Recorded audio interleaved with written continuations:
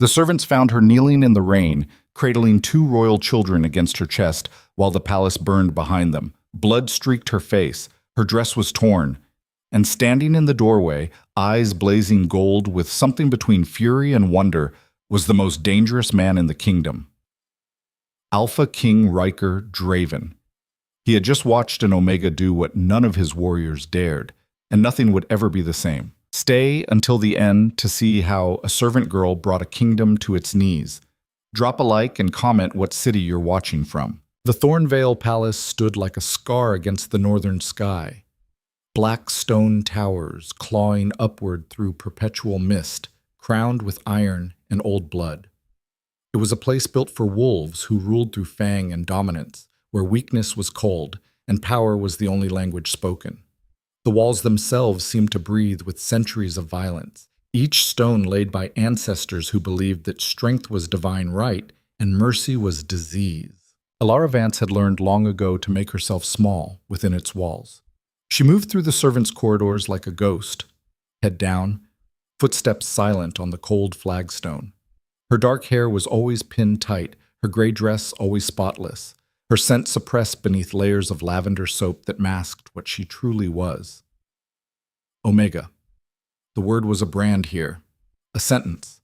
In the wolf kingdoms of the north, Omegas were tolerated only as servants, breeders, or commodities. They had no voice in the council chambers, no seat at the high tables, no right to meet an alpha's gaze without permission. The hierarchy was absolute, enforced not just by law but by instinct, the primal understanding that alphas dominated, betas served, and omegas submitted.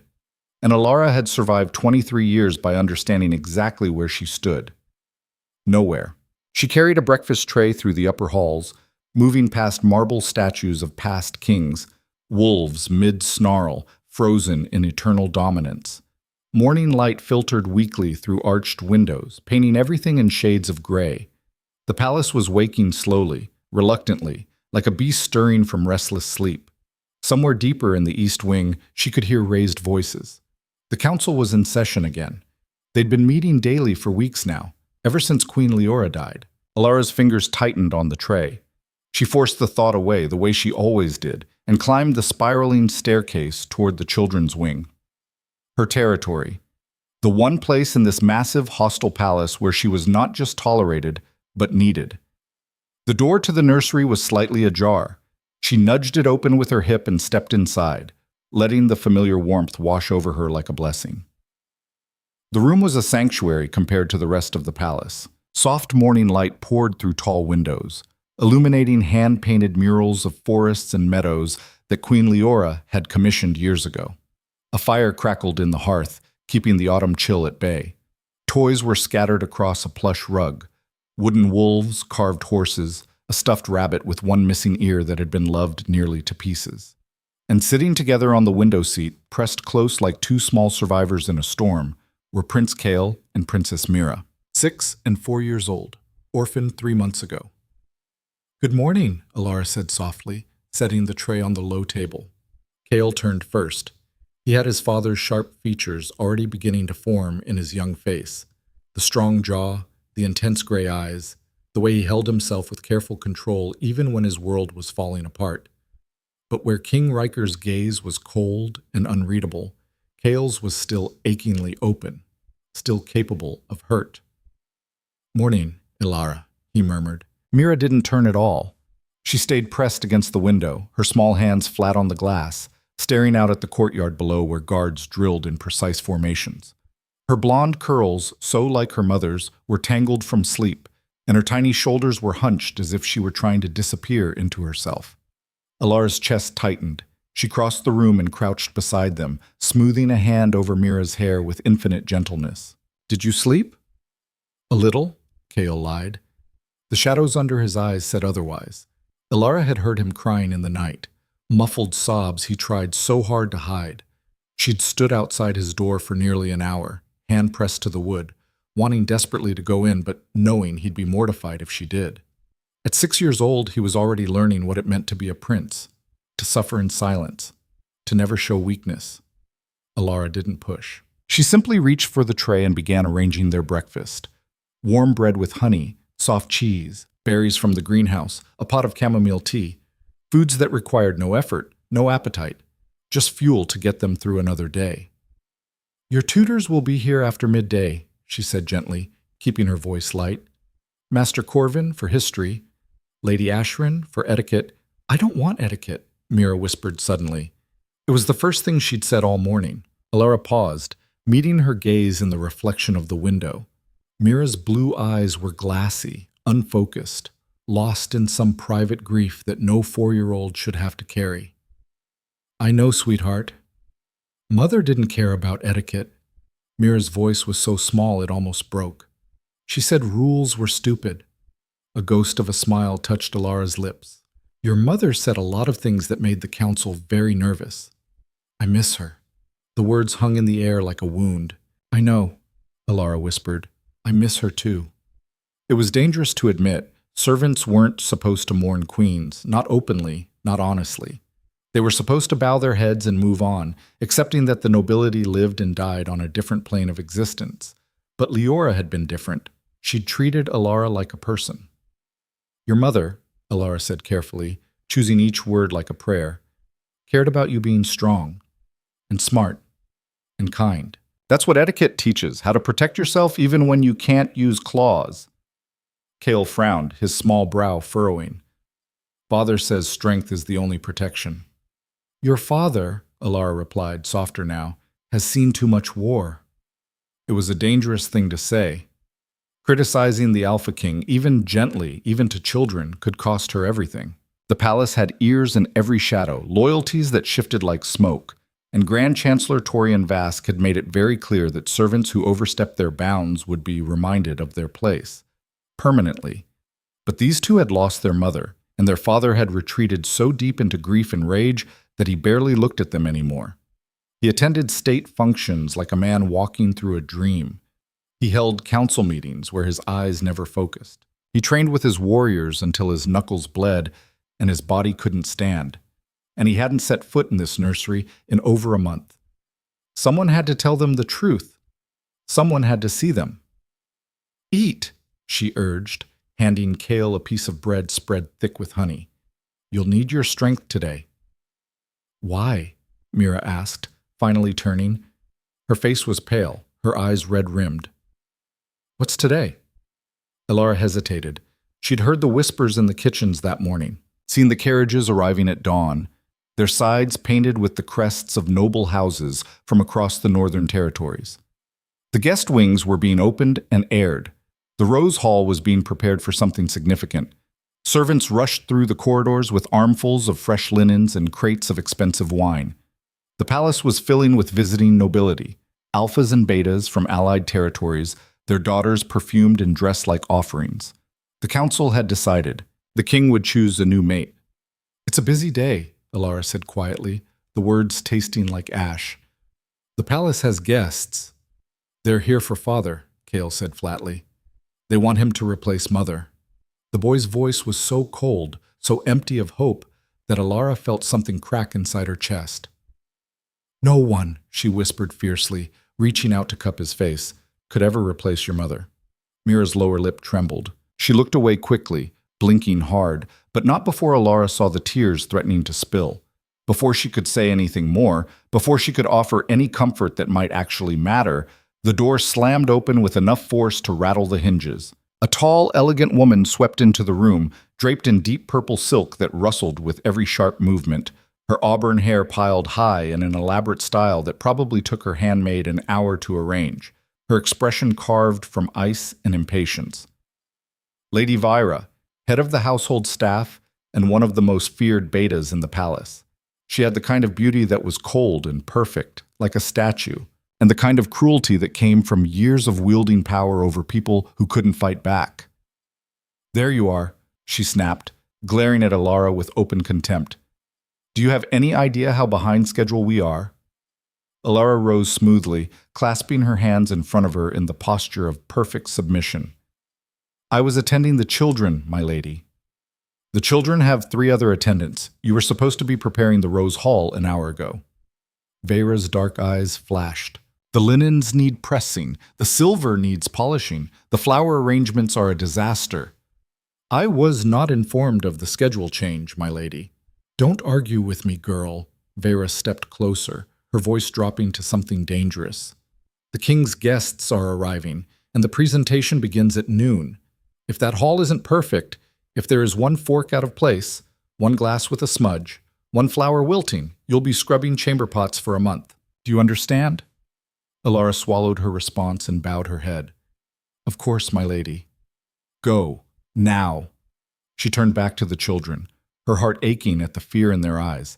She gave them each a quick, reassuring squeeze on the shoulder and whispered, I'll be back tonight, I promise. Kale nodded, trying so hard to be brave. Mira said nothing. Alara forced herself to walk calmly out of the room, even as her heart hammered against her ribs. She could feel Vera's glare burning into her back like a brand, could hear the woman's sharp intake of breath, preparation for another cutting remark, another reminder of exactly how worthless Omegas were. But it didn't come. When Alara glanced back from the doorway, Vera was already speaking quietly to a porter, gesturing imperiously toward the windows, dismissing Alara entirely from her thoughts. Invisible again. The story of her life. Well, the Rose Hall was absolute chaos. Servants rushed in every direction, polishing silver until it gleamed like moonlight, arranging elaborate flower displays that probably cost more than Alara earned in a year, hauling in crates of wine from the ancient cellars deep beneath the palace. The long dining table had been extended to its full length, easily 40 feet, draped in white linen so fine it seemed to glow. Place settings marched down both sides.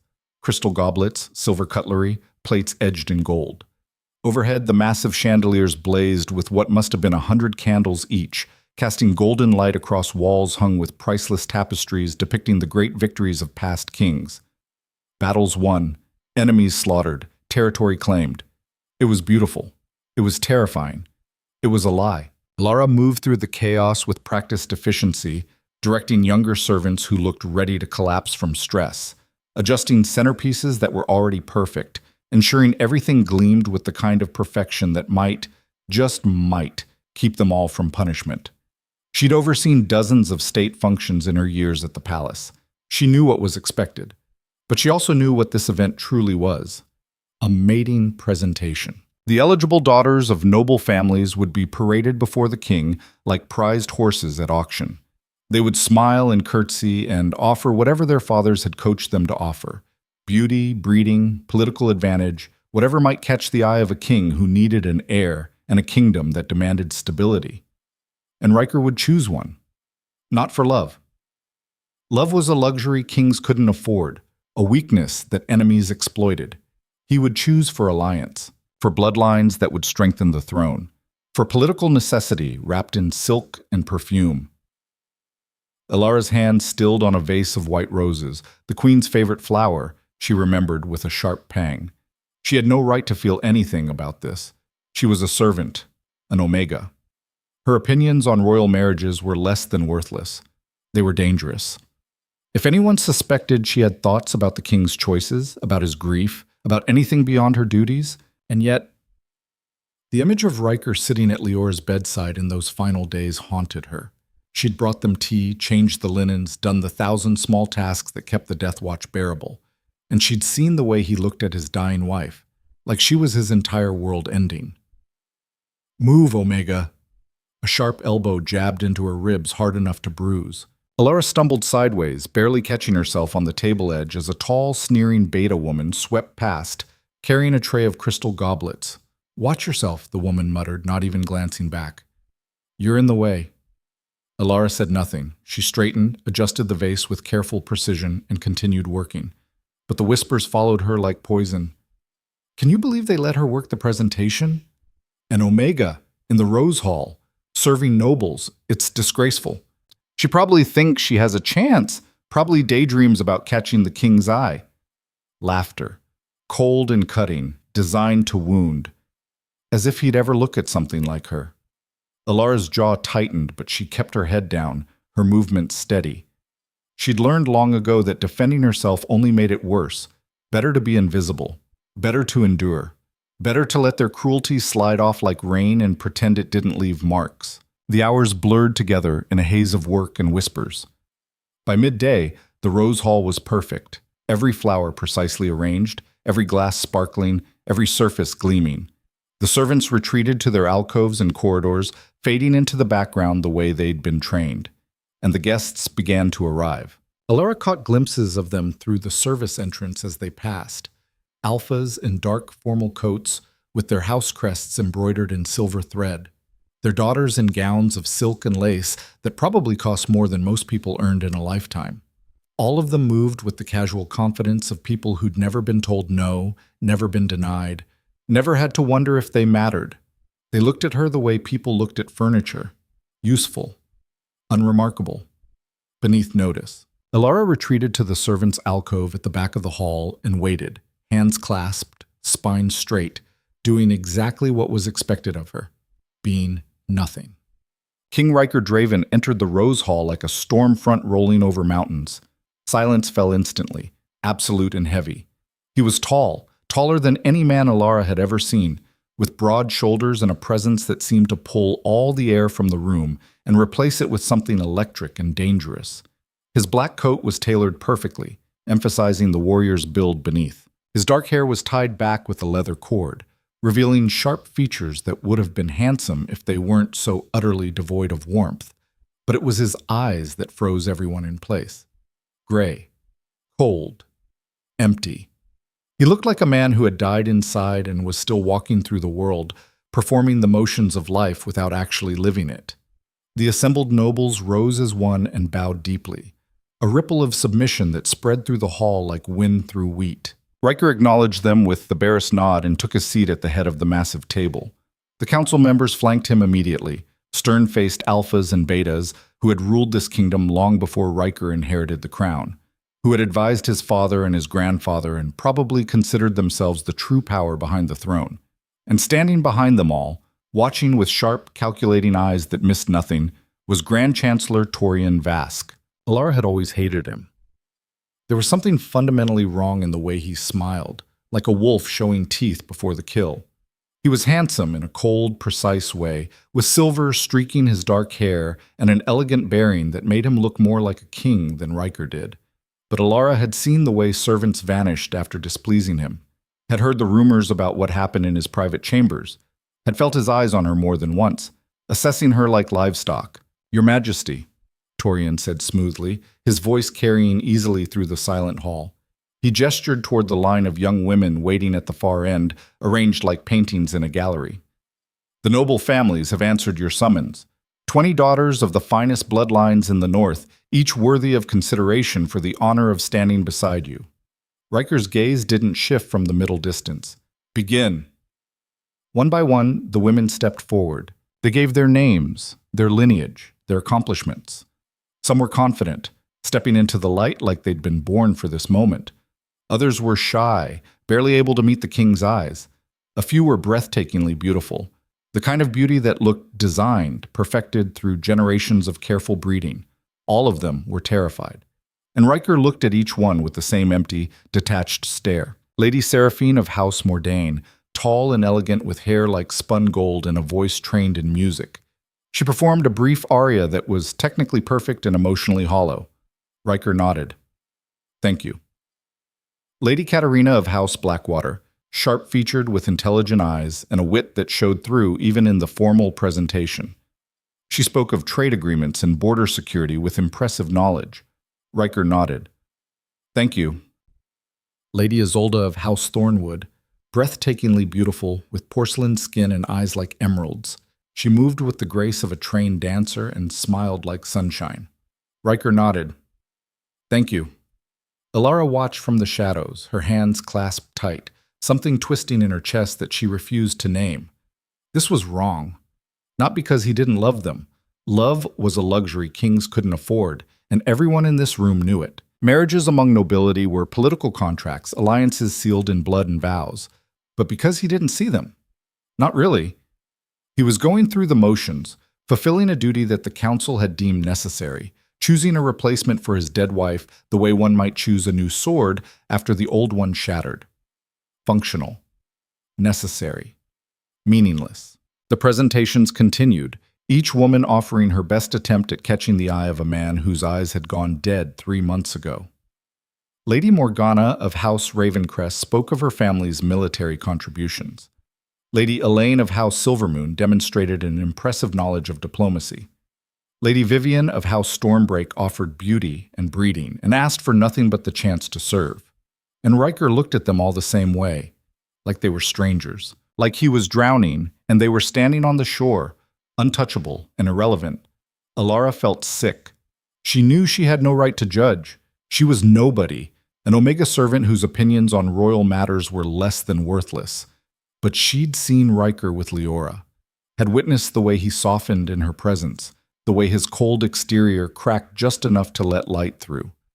Had watched him hold her hand through the fever that eventually killed her, murmuring promises he couldn't keep. This wasn't mourning. This was execution. The killing of whatever heart he had left. The 20th presentation was ending when it happened. A scream shattered the air, high-pitched, desperate, carrying clearly through the stone corridors, the kind of scream that stopped hearts and turned blood to ice.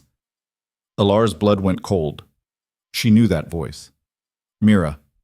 She didn't think, didn't hesitate, didn't wait for permission or dismissal or any of the 1,000 protocols that governed her every movement. She ran. Behind her, the hall erupted, guards shouting orders, nobles gasping in shock, chairs scraping across marble. But Alara didn't stop, didn't slow, didn't look back. She tore through the servants' entrance, into the corridor beyond, her skirts tangled around her legs, her breath coming in ragged gasps. The children's wing was on the 3rd floor, the North Tower, 3 staircases away. She took the first set of stairs 3 at a time, her soft servant's shoes slipping on the polished stone. Her lungs burned, her legs screamed, but terror gave her strength she didn't know she had. Another scream echoed through the palace. This one was worse, broken, terrified, ending in a choked sob. "Hold on," Alara gasped to herself. "Hold on, I'm coming." Smoke met her halfway up the 2nd staircase. Thick, black, acrid. "No." She pulled her apron up over her nose and mouth and pushed forward. The smoke grew thicker with every step, burning her eyes, choking her lungs. By the time she reached the 3rd floor landing, she could barely see. The door to the nursery was closed. Alara grabbed the handle and screamed. It was burning hot. She yanked her hand back, cradling it against her chest, and kicked the door. Once, twice. On the 3rd kick, it burst inward, and a wall of heat slammed into her like a physical force. Flames roared across the far wall, eating through the wooden paneling that Leora had chosen so carefully, climbing toward the hand-painted ceiling, consuming the beautiful murals of forests and meadows. The window was shattered, rain pouring in through the broken glass, but it wasn't enough. Nothing was enough. And in the center of the room, backed against the stone fireplace with nowhere left to run, Kale and Mira, huddled together, surrounded by fire. "Alara!" Kale's voice cracked with raw terror. He was trying to shield his sister with his small body, his face streaked with tears and soot. Alara's mind went blank. Every instinct screamed at her to run. Survival was encoded into her very DNA, but something stronger overrode it. Something that had nothing to do with instinct and everything to do with love. She grabbed a blanket from the nearest chair, miraculously untouched by flame, and plunged it into the basin of water that Mira used for washing her dolls. The fabric soaked through in seconds. Alara wrapped it around herself like armor, pulled the wet cloth over her head and face, and ran straight into the flames. The heat was unbearable. It seared her skin, turned the air in her lungs to fire, made her eyes stream. She could hear herself screaming, but the sound seemed distant, unimportant. All that mattered was reaching them. 10 feet, 5, 3. She crashed into Kale, wrapping her arms around both children, pulling them close against her chest. The wet blanket hissed and steamed, already starting to dry from the intense heat. "Hold on to me," she gasped, her voice raw. "Don't let go. Don't look. Just hold on." A terrible crack split the air above them. Alara looked up just in time to see one of the ceiling beams give way, engulfed in flame, falling like a judgment from above. She didn't think. She threw herself forward, covering the children completely with her body, and felt the impact slam into her back. Pain exploded through her shoulder and spine, white-hot and all-consuming. She felt something crack, felt her body try to collapse, but she locked her muscles and refused to fall. If she fell, The beam would crush them. If she fell, they would die.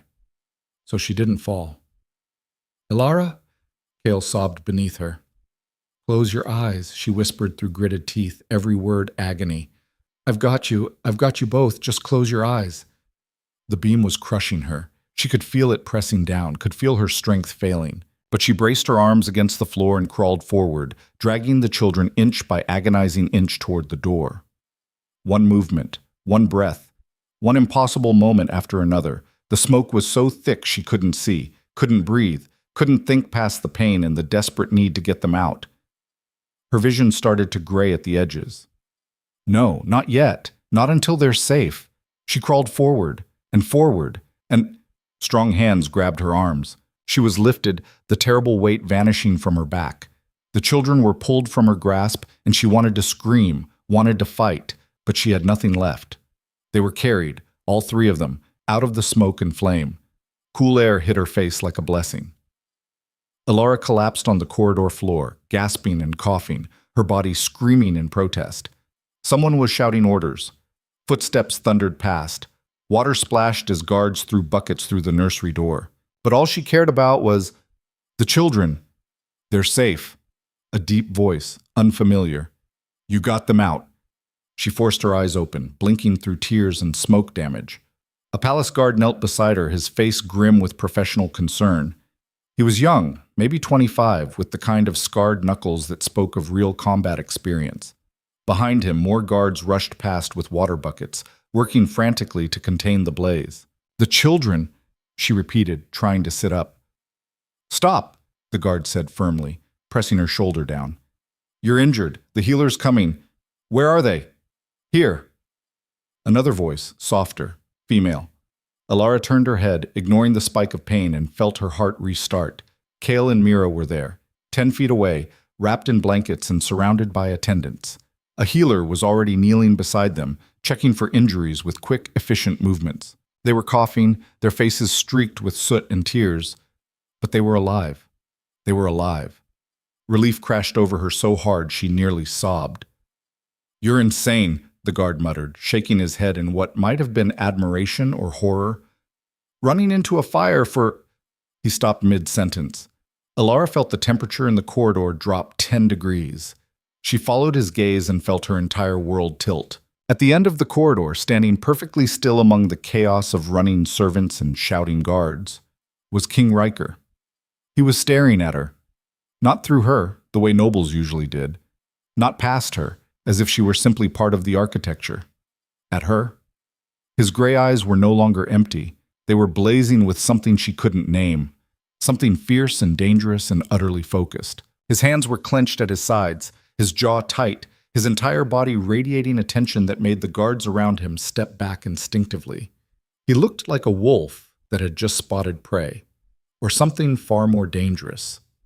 Recognition. For the first time in her life, Ilara Vance was not invisible, and she realized with cold, creeping dread that settled into her bones like winter frost.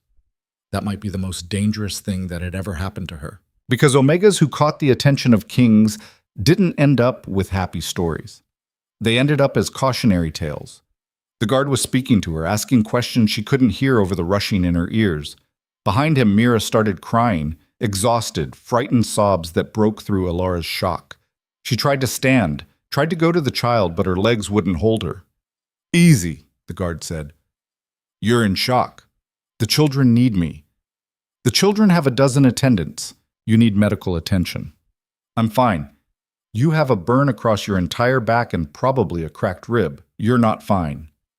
Ilara opened her mouth to argue, but the world chose that moment to tilt sideways. The guard caught her before she hit the floor, lowering her down gently as her vision swam. "Healer," he shouted. "We need help here." Through the haze, Ilara saw Riker start moving toward her, his expression unreadable, but his intent clear. Then everything went dark. Ilara woke to pain in whispers. Her back was on fire, not the metaphorical kind, but genuine searing agony that made every breath feel like broken glass scraping through her lungs.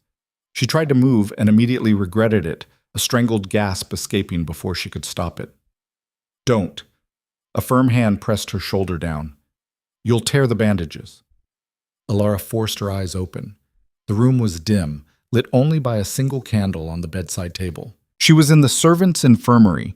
She recognized the rough stone walls, the narrow cot, the smell of antiseptic and old blood that never quite went away. An elderly healer sat beside her, her weathered face creased with professional concern. Margot. She'd been tending palace servants for 40 years and had seen every injury imaginable. How bad? Alara's voice came out as a rasp. Bad enough. Margot began checking the bandages wrapped around Alara's torso. Second-degree burns across most of your upper back, cracked rib, smoke inhalation. You're lucky to be alive. The children are perfectly fine, no thanks to the incompetent fools who were supposed to be watching them. Margot's tone was sharp with anger.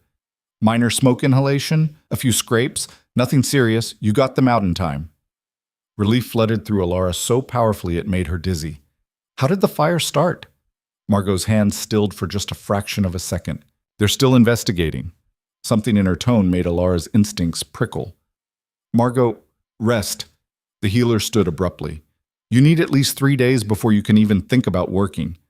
I can't stay here 3 days. The children need... The children, a new voice cut in from the doorway, have more attendants than they know what to do with. Alara's heart stopped. Lady Vera swept into the room, her expression unreadable. She dismissed Margot with a curt nod, waiting until the healer left before speaking again. You caused quite a scene yesterday, Vera said quietly. Yesterday. Alara had been unconscious for an entire day. I'm sorry, my lady. I didn't mean to disrupt. Don't apologize.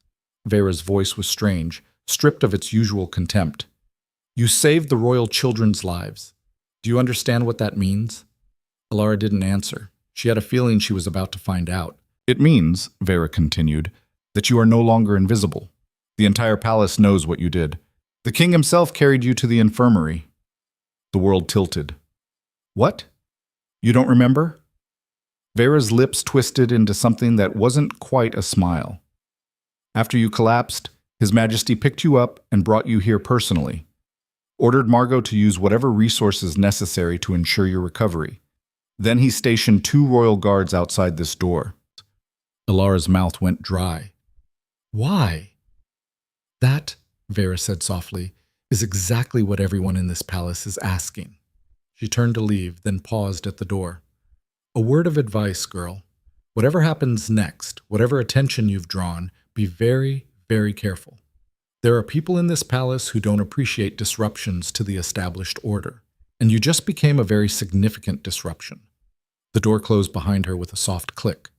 Alara stared at the ceiling, her mind racing. The king had carried her, had stationed guards to protect her. Why would he? The door burst open. 2 small figures launched themselves at the bed, and only Margot's quick intervention kept them from landing directly on Alara's injuries. Careful, the healer snapped. She's hurt. But Kale and Mira didn't seem to hear. They pressed as close as they could, their small faces streaked with tears. You're awake, Kale whispered. We thought they wouldn't let us see you. We were so scared, Mira sobbed. Alara's chest cracked open. She reached out with her good arm and pulled them close, ignoring the pain, ignoring everything except the desperate need to hold them. I'm okay, she murmured into their hair. I'm okay. You're safe. That's all that matters. They clung to her like drowning children to driftwood. And in that moment, Alara understood what Vera had meant. She'd crossed a line. Not by saving them, any servant might have done that, but by loving them, by treating them like her own, by being willing to die for 2 children who weren't hers to protect. In a palace built on hierarchy and distance, she'd committed the unforgivable sin. She'd cared. Pups. Alara returned to work 3 days later against Margot's furious protests. The pain hadn't faded. Her back still screamed with every movement. Her ribs ached with every breath. But staying in bed felt more dangerous than moving. The whispers had already started. She could feel them following her through the corridors like shadows. The Omega who saved the princes. The servant the king noticed. The girl who didn't know her place. She kept her head down and worked twice as hard, as if perfect service could somehow make her invisible again. It didn't work. Everywhere she went, people stared. Some with curiosity, others with resentment, a few with something that looked disturbingly like calculation. Heard the king asked about you. one of the kitchen maids whispered as Alara collected breakfast for the children. Asked if you were recovering properly. Alara said nothing. My cousin works in the council chambers, another servant added, her voice pitched low. Says there's been arguments, fights about what happened, about you. I'm nobody, Alara said firmly. There's nothing to fight about. But even as she said it, she knew it was a lie. She delivered breakfast to the nursery and found the children subdued, quieter than usual. They ate without complaint, answered their tutors politely, did everything expected of them, but they watched her with frightened eyes. They knew something was wrong too. That evening, as Alara was preparing their beds, Kale spoke. Is it true Father carried you? Alara's hand stilled on the blanket she was folding. Yes. Why? How did you explain to a 6-year-old that his father's momentary kindness might have painted a target on someone's back? Because he was grateful, she said simply. That's all. The servants say he's going to make you his mate. Alara nearly dropped the blanket. What? No, absolutely not. That's ridiculous. Then why is everyone saying it? Because people like stories, Alara said firmly, and they're making one up. Your father will choose someone appropriate, someone from a noble family, someone who can help rule the kingdom. Mother wasn't appropriate, Mira said softly. Grandmother said so. Said she was too wild, too common. Alara crouched down to meet her eyes. Your mother was perfect. And your father loved her. He'll find someone when he's ready, but it won't be me. It couldn't be. The very idea was absurd. The summons came 2 days later. A royal messenger appeared at dawn, his expression carefully neutral. Alara Vance, you are requested in the king's private study. Immediately. The other servants went silent. Alara's heart dropped into her stomach. Now? Immediately.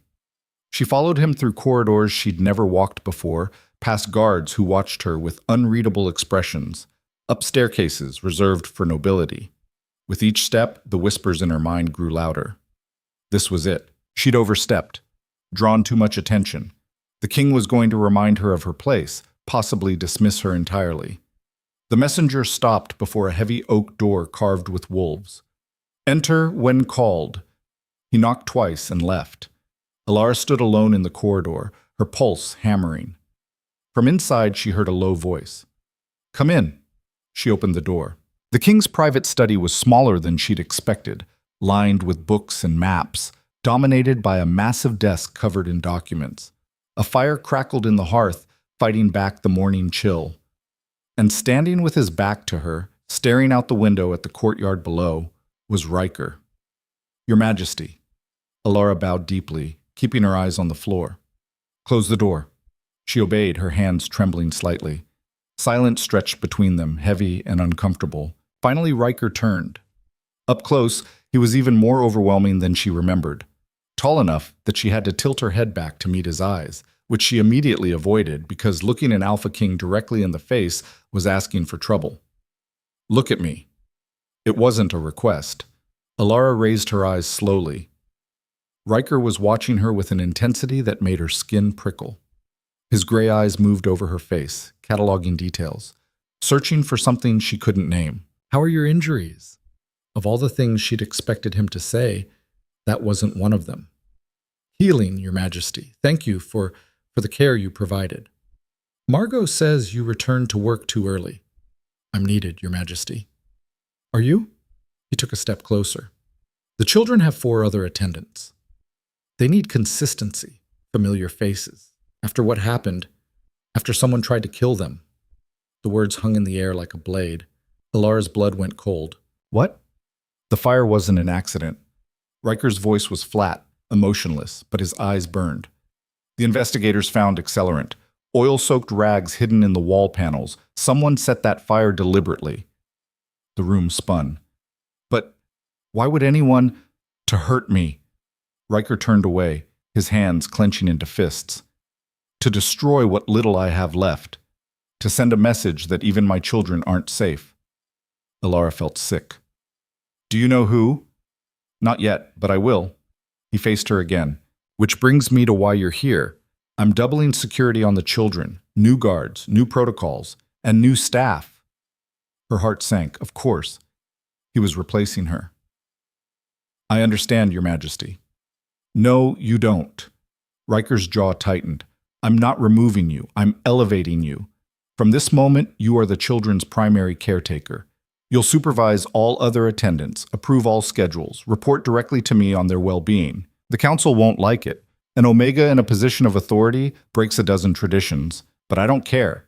You proved yourself when it mattered. That's worth more than bloodlines. Alara couldn't breathe. This was worse than dismissal. This was a death sentence. Your Majesty, I'm honored, but I can't. You can. You will. His eyes bore into hers. My children trust you, love you. You were willing to die for them. That makes you more valuable than anyone else in this palace. It also makes me a target, Alara whispered. Something flickered across Riker's face, something almost like respect. Yes, he said quietly. It does. Which is why you'll have your own guard, and quarters in the family wing near the children, and anything else you need to stay safe. The court will say, let them say whatever they want. Riker's voice dropped to something dangerous. I am king. My word is law. If anyone has a problem with your new position, they can bring it to me personally. He meant it, and that terrified her more than anything. I need your answer, Alara. Hearing her name in his voice sent a shiver down her spine. She thought of Kale and Mira, those two small children who'd already lost so much, thought of their frightened eyes, their desperate hugs, the way they looked at her like she was safety itself. She thought of the target this would paint on her back, and she thought of the fire, the deliberate cruelty of someone trying to burn children alive. Yes, she heard herself say, I accept. Riker's shoulders relaxed fractionally. Good. You start immediately. Dismissed. Alara bowed and turned toward the door. Alara. She stopped. Thank you, Riker said quietly, for saving them. She didn't trust herself to speak. She just nodded and fled. The backlash was immediate and vicious. By midday, the entire palace knew about her promotion. By evening, the whispers had turned to open hostility. An Omega supervising betas? It's an outrage. She's clearly manipulating the king, using the children. Mark my words, she'll be warming his bed within a week.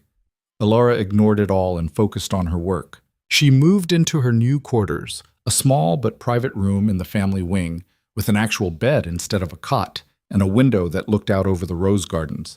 She met with the other attendants and established new schedules, new protocols. Most of them hated her on sight. You think you're better than us now? One beta woman sneered during their first meeting. Think because the king noticed you once. You're special. I think I was given a job, Alara replied calmly, and I intend to do it well. If you have a problem with the new arrangements, take it up with His Majesty.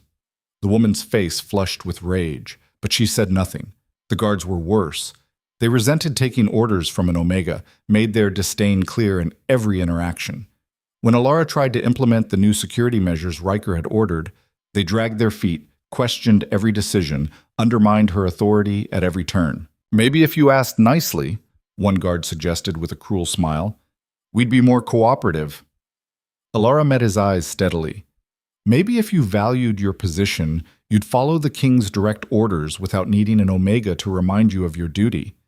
The guard's smile vanished, but he obeyed.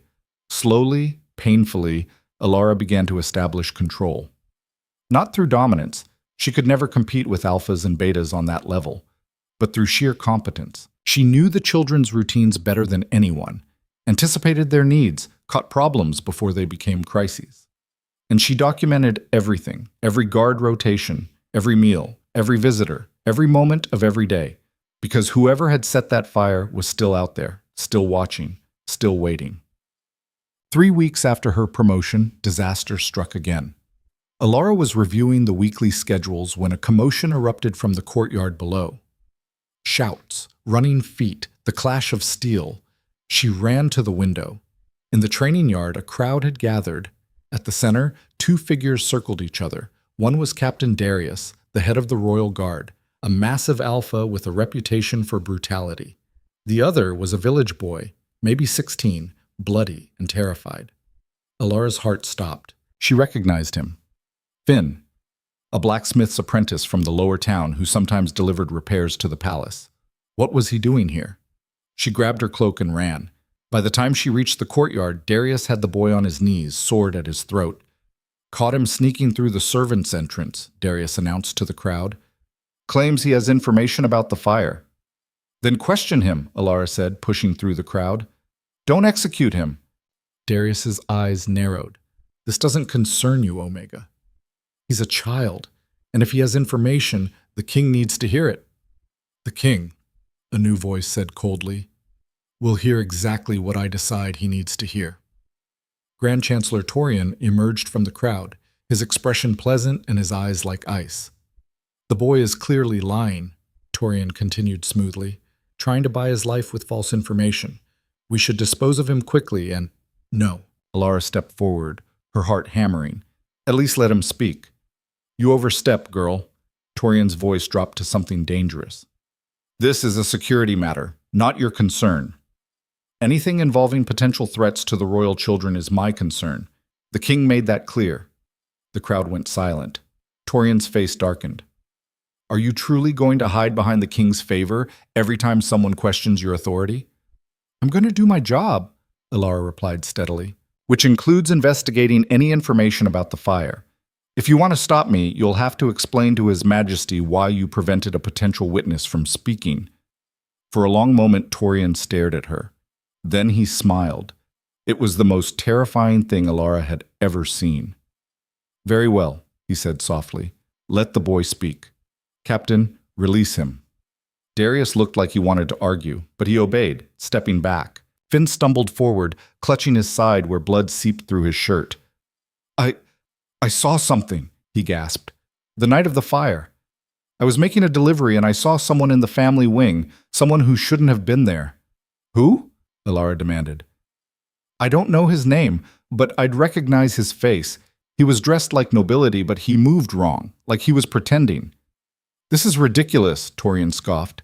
The boy saw a servant and is making up stories. Let him finish, Alara snapped. Finn swallowed hard. He was carrying something, a bundle wrapped in cloth, and when he passed under the lamp, I saw— His voice dropped to a whisper. I saw the Chancellor's crest, on a ring he wore. The courtyard exploded, guards shouted, nobles gasped, and Torian's pleasant expression finally cracked. How dare you? He hissed at Finn. How dare you accuse— I accuse no one, Finn said quickly. I just said what I saw. Maybe it was a servant wearing a cast-off. Maybe I was wrong. But after the fire, I couldn't stop thinking about it. So I came. This boy is clearly deranged, Torian said, his voice tight with controlled fury. Captain, arrest him for making false accusations against— No! Everyone turned. Riker stood in the courtyard entrance, his face carved from stone. Your Majesty, Torian bowed smoothly. This is a misunderstanding. The boy is confused. The boy will be questioned, properly, by me. Riker's eyes swept the crowd. Everyone else dismissed. Now. The crowd scattered like leaves. Alara started to leave too, but Riker's voice stopped her. Not you. Stay. She froze. This was it. She'd overstepped catastrophically, challenged the Grand Chancellor in public, made enemies she couldn't fight. But Riker wasn't looking at her. He was staring at Torian with something that looked almost like suspicion. My office, the king said quietly. All of us. Now. Oh. The interrogation lasted 3 hours. Finn told his story again, in detail. Described the man he'd seen, the time, the location. Under direct questioning from Riker, his story never wavered. Torian denied everything with smooth, perfect composure. The boy is mistaken, or lying. Perhaps someone paid him to implicate me. I have enemies who would love to see me discredited. Who? Riker demanded. Many of the noble families resent my influence. House Mordain in particular has been quite vocal about— This isn't about politics. Riker's voice was cold. This is about my children. If you have information, I have nothing but loyalty to the crown, Your Majesty, as always. In the end, there was no proof, just the word of a village boy against one of the most powerful men in the kingdom. Riker dismissed them both, his expression unreadable. Alara walked Finn to the gates herself, making sure he had coin for a healer.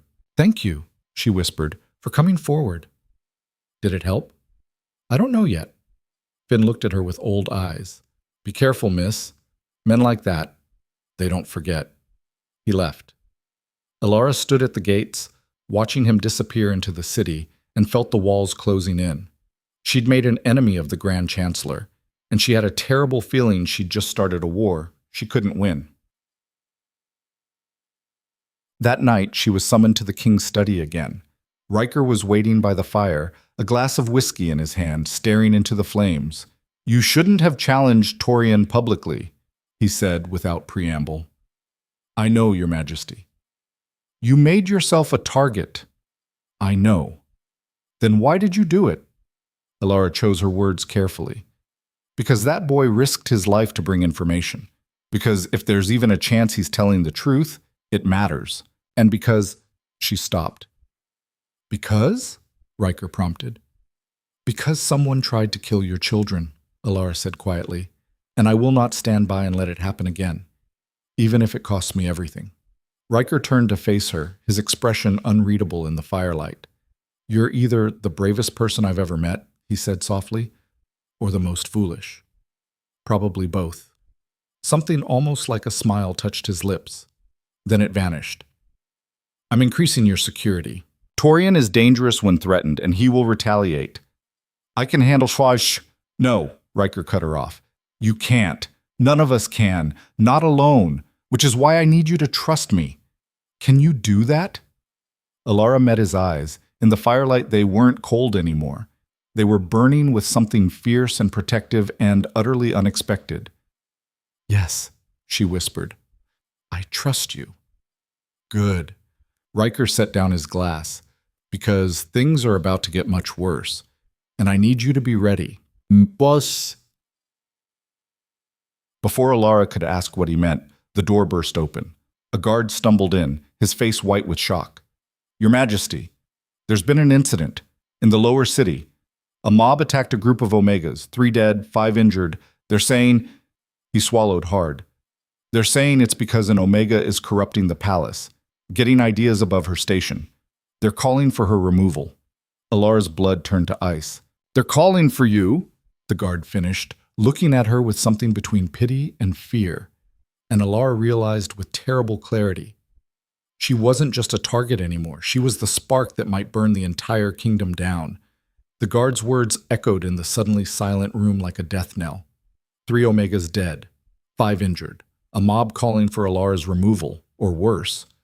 Riker's face went absolutely still, the kind of stillness that came before violence. "When?" "Less than an hour ago, Your Majesty. In the market district. The city watch tried to intervene, but—" The guard swallowed hard. "The crowd was too large, too angry. They're saying the natural order has been disrupted, that an Omega rising above her station brings chaos." "Get Captain Darius," Riker said, his voice like ice. "Mobilize the guard. I want that district locked down and every instigator arrested." "Your Majesty, with respect, arresting citizens for protesting might make things worse. They murdered 3 people. That's not protest. That's terrorism." Riker turned to Elara and she saw something dangerous flickering in his eyes. "You're not leaving the palace. Not until this is contained." "They died because of me," Elara whispered, the horror of it crashing over her in waves. "Those Omegas, they died because someone is manipulating the population." Riker grabbed her shoulders, forcing her to meet his gaze. "This isn't random violence. Someone orchestrated this, used you as an excuse." "Torian," Elara breathed. "Possibly. Probably." Riker's jaw tightened. "But I need proof before I can move against him. Until then, you stay here. Protected. Understood?" Elara wanted to argue, wanted to do something, anything to fix the nightmare she'd helped create. But the look in Riker's eyes stopped her. He was afraid, not for himself. For her. "Understood," she managed. Riker released her and turned back to the guard.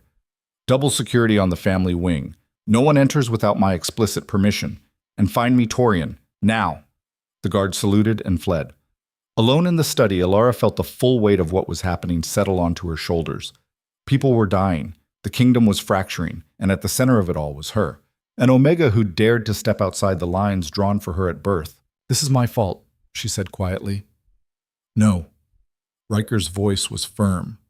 This is the fault of a system that treats people like commodities based on biology. You did nothing wrong except refuse to be invisible. Maybe invisible was safer. Safer for who? Riker moved closer, his presence overwhelming in the small space. For the children who would have burned without you? For the next Omega who gets murdered because no one thinks their life matters? Safety built on submission isn't safety. It's just slow death. Alara looked up at him, really looked, and saw something she'd never expected. Fury, but not at her. For her. Before she could process that, voices erupted in the corridor outside, shouting, the clash of steel. Riker's hand went to the sword at his hip. Stay behind me. The door exploded inward. 6 men poured into the room, not palace guards, but armed soldiers wearing unmarked armor. Their leader, a scarred alpha with cold eyes, pointed his sword directly at Alara. By order of the Emergency Council, the Omega known as Ilara Vance is under arrest for inciting civil unrest and threatening the stability of the realm. There is no Emergency Council, Riker snarled, his blade singing as he drew it. And you have about 3 seconds to leave before I execute every one of you for treason. The council was convened 1 hour ago, Your Majesty, in response to the crisis your attachment to this Omega has created. The soldier's smile was cruel. You've been outvoted. She comes with us, peacefully or otherwise. You think 6 men can take me? No, Your Majesty, but we think 6 men plus the poison currently spreading through your bloodstream might slow you down enough. Riker froze. Alara saw it then, the faint tremor in his hand, the sheen of sweat on his forehead, despite the cool room. The whiskey. Someone had poisoned the whiskey. Run, Riker told her, his voice strained. Now! But there was nowhere to run. The soldiers blocked the door. The windows were 3 stories up. And Riker was swaying on his feet, fighting whatever toxin was coursing through his veins. Don't do this, Alara said desperately, stepping forward. I'll go with you. Just, please, get him a healer. Oh, he'll get a healer, the leader said, right after we secure you. Can't have the king dying before he signs your execution order, can we? The world tilted. Execution. They were going to kill her. Use her death to restore order. Prove that Omegas who stepped out of line faced consequences. And they'd poisoned Riker to make sure he couldn't stop them. No! Riker lunged forward, sword raised, but his legs gave out. He crashed to his knees, blood trickling from his nose. Riker! Alara ran to him, catching him before he hit the floor completely. Strong hands grabbed her from behind, wrenching her away. She fought, kicking and clawing, but they were trained soldiers and she was nothing. Nobody. Just an Omega who'd forgotten her place. They dragged her toward the door. Riker tried to stand, tried to follow, but collapsed again, his body betraying him. If you hurt her, he gasped, I will burn this entire kingdom to ash, every single one of you. Empty threats from a poisoned king, the leader said. Take her. Alara screamed, fought, did everything she could, but it wasn't enough. It was never enough. They hauled her into the corridor and ran straight into hell. Captain Darius stood at the end of the hallway with 20 royal guards, weapons drawn, faces carved from fury. Release her, Darius said quietly. Now. The unmarked soldiers hesitated. We have orders from the council. I have orders from my king, and he outranks your imaginary council. Darius took a step forward. This is the last time I'll ask nicely. Release her. For a heartbeat, everything hung in balance. Then the leader made his choice. He pressed a blade to Alara's throat. We're walking out of here, he said, and if anyone tries to stop us, she dies. Alara felt the cold steel bite into her skin, felt warm blood trickle down her neck. Darius's eyes met hers across the distance. She saw the calculation happening, the impossible choice. Save her and risk a fight that might kill her anyway, or let them take her and hope for rescue later. Stand down, Darius said finally to his guards. Let them pass. Captain! That's an order! The royal guard stepped aside. Alara's captors backed toward the stairs, keeping the blade at her throat, moving with practiced coordination. They descended rapidly, dragging her through corridors she didn't recognize, heading for the palace's lower levels. The dungeons. Please, Alara gasped. Whatever you're being paid, this isn't about money, the leader hissed in her ear. This is about restoring order. You're a symbol of everything wrong with this kingdom. Omega's thinking they can rise, thinking they matter. Your death will remind everyone of the truth. They reached a heavy iron door. One of the soldiers unlocked it, revealing stone steps descending into darkness. After you, the leader said, shoving her forward. Alara stumbled down the stairs, caught herself against the damp wall. Behind her, she heard the door slam shut. Lock. The darkness was absolute. She was alone in the dungeons beneath the palace, with men who wanted her dead, and no one knew where she was. Except a child's scream shattered the silence. Alara's blood froze. That scream. She knew that voice. Mira! She ran, blind in the darkness, hands outstretched, following the sound. Her shin cracked against something hard. A step. Another staircase going down. But she kept moving. Light appeared ahead. Flickering torchlight. Alara burst into a circular chamber and stopped dead.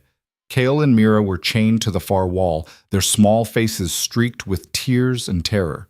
Standing over them, smiling that terrible smile, was Grand Chancellor Torian Vask. Welcome, Alara, he said pleasantly. I've been waiting for you. Everything clicked into place with horrible clarity. The fire, the poison, the mob violence, the emergency council. All of it, every piece, orchestrated by the man standing in front of her. You, Alara whispered. This was all you. Very good. Torian clapped slowly, mockingly, though it took you long enough. I expected better from the Omega clever enough to bewitch a king. I didn't bewitch anyone. No? Torian circled her like a predator. Then explain why Riker has delayed choosing a mate 3 times now. Why he elevated you to a position of authority. Why he's willing to fracture the entire kingdom rather than put you in your proper place. He's grieving. He's trying to protect his children. He's weak. Torian's voice turned sharp.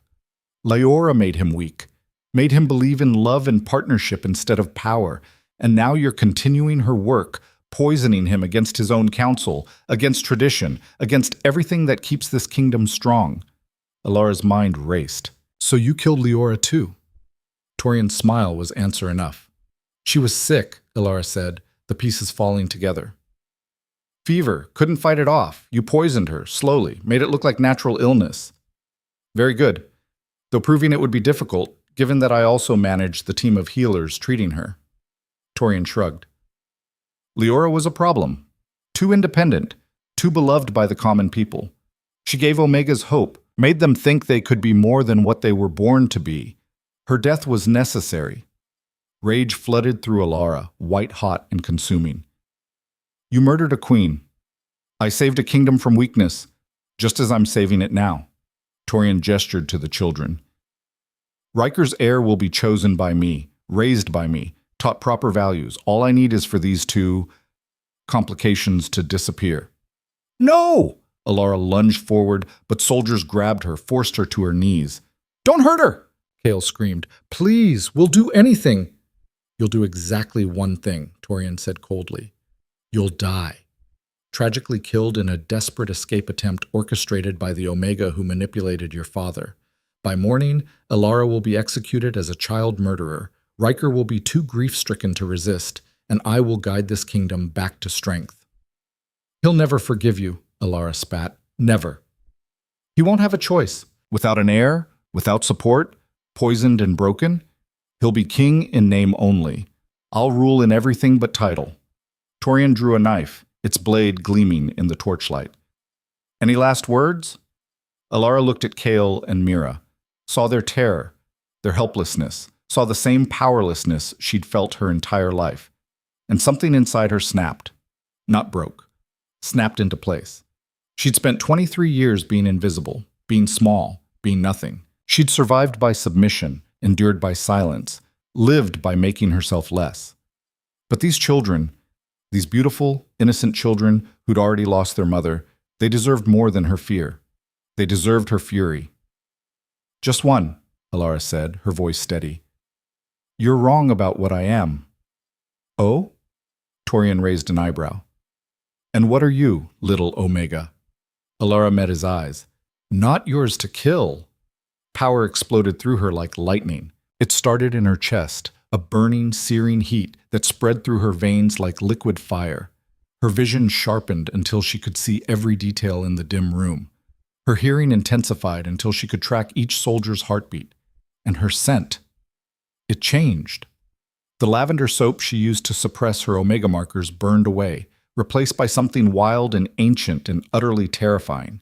Silver light erupted from her skin. The soldiers holding her screamed and released her, stumbling back. Torian's eyes went wide with shock and something that looked like fear. Impossible, he whispered. You can't be. Alara didn't know what was happening, didn't understand the power coursing through her body, reshaping her from the inside out. She only knew one thing: she would not let these children die. She lunged, not as an omega, not as anything the kingdom had words for, as something else entirely. Her body moved with speed and precision she'd never possessed.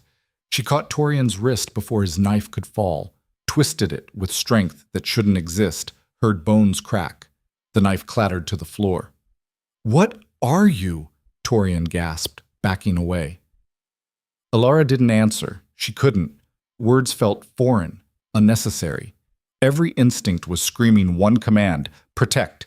She grabbed the knife and cut through the children's chains in 2 clean strokes. They fell into her arms, sobbing.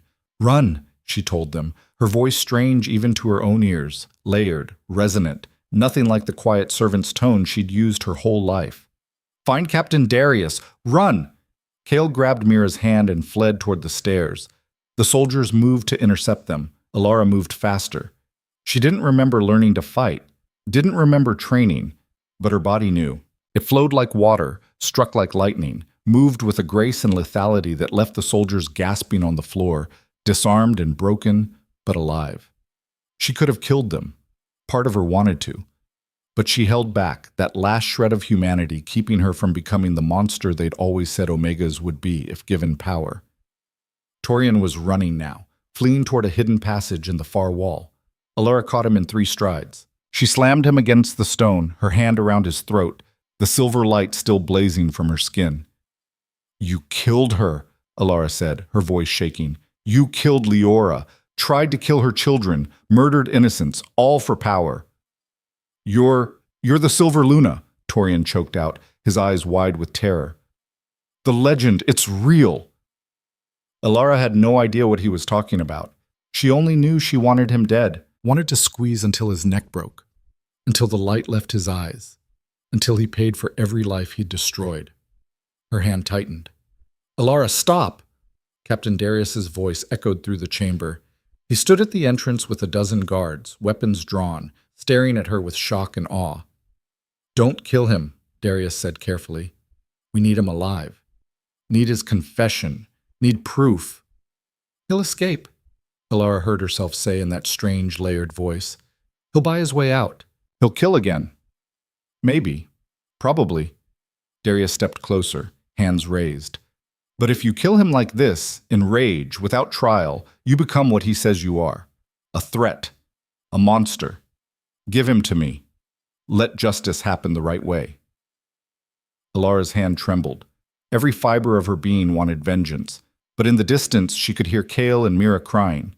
Could hear Riker's voice, weak but commanding, demanding to know where his children were. They needed her. Not as a killer, as a protector. Alara released Torian, stepping back. The silver light flickered and faded, leaving her gasping, her body suddenly weak as the power drained away. She collapsed. Darius caught her before she hit the ground. Get the healers, now! The last thing Alara saw before darkness claimed her was Torian being dragged away in chains, his face twisted with hatred and fear. And the last thing she heard was a whisper from one of the guards. The Silver Luna returns. The prophecy is real. Then nothing. Alara woke in a bed that wasn't hers, in a room she'd never seen. Sunlight poured through tall windows. The walls were hung with tapestries. A fire crackled in a marble hearth large enough to stand in. This wasn't the servants' quarters. This wasn't even the family wing. This was the Queen's chambers, a familiar voice said. Alara turned her head, wincing at the pain, and found Margot sitting beside the bed with her usual basket of supplies. What? How long was I unconscious? 2 days. Your body went through something unprecedented, had to heal from the inside out. Margot's expression was unreadable. Do you know what happened to you? Alara closed her eyes, remembering. The power, the silver light, the way her body had moved like something other than human. No, she whispered. I don't know what I am. You're the Silver Luna. The new voice came from the doorway. Alara's eyes flew open. An ancient woman stood there, bent with age, her white hair hanging to her waist. Her eyes were milky with cataracts, but somehow Alara felt seen by them more clearly than by any other gaze in her life. Who? Oracle Thera, Margot said quietly. The king summoned her from the northern mountains. She's the last of the old seers. Thera shuffled forward, moving with surprising speed despite her age. She sat on the bed and took Alara's hand, her grip strong. I knew your mother, Thera said. Knew what she was, what you would become. My mother? Alara's throat closed. She'd been orphaned at birth, raised in a foundling home, never knew anything about her parents. She was like you, Silver Luna, the first in 3 generations. She died bringing you into the world because your power was too strong, too wild. The midwives didn't know what they were dealing with. Thera's milky eyes somehow held tears. I tried to find you afterward, but you'd already been taken to the capital, hidden among the orphans, protected by anonymity. I don't understand. What is a Silver Luna? The balance, Thera said simply. For every 100 Omegas, one is born different, not weaker, not submissive, but powerful beyond measure. Protectors, warriors, leaders. The Silver Luna exists to remind the world that designation at birth is not destiny. Alara's hands shook. The power I felt is yours, always has been. It simply needed the right catalyst to emerge. Usually it manifests during the first shift into wolf form, but you never shifted, did you? Never had anyone to teach you, to guide you through it. No, Alara whispered. She'd never transformed, never felt the call other wolves described. She'd thought she was broken. You're not broken, child. You're extraordinary, and terrifying to those who benefit from the current order. Thera squeezed her hand. That's why Torian wanted you dead. Not because you threatened the kingdom, because you threatened his power over it. Where is he now? In the dungeons, awaiting trial. The evidence from his chambers was extensive. He kept records, proof of everything, Leora's poisoning, the fire, bribes to incite the mob. He'll hang within the week. Justice. Finally. But Alara felt hollow. The Omegas who died because of me didn't die because of you. They died because monsters exist who will use any excuse for violence. You are not responsible for other people's hatred. The kingdom still thinks... The kingdom, Riker's voice interrupted, is about to learn the truth. Alara's heart stopped. He stood in the doorway, looking thinner than she remembered, but alive, healed, and staring at her with an intensity that made her skin prickle. Your Majesty! She started to rise, to bow, but Riker crossed the room in 3 strides and pressed her back down. Don't, he said roughly. Don't bow to me. Not after what you did, what you survived.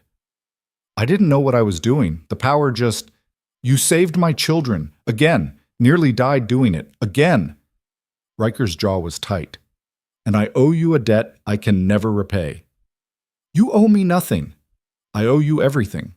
Riker glanced at Margot and Thera. Leave us, please. They obeyed without argument. Alone in the vast chamber, Alara felt suddenly, acutely aware of how close Riker was. How he was looking at her, like she mattered, like she was real. The council wants to crown you, Riker said quietly. Alara choked. What?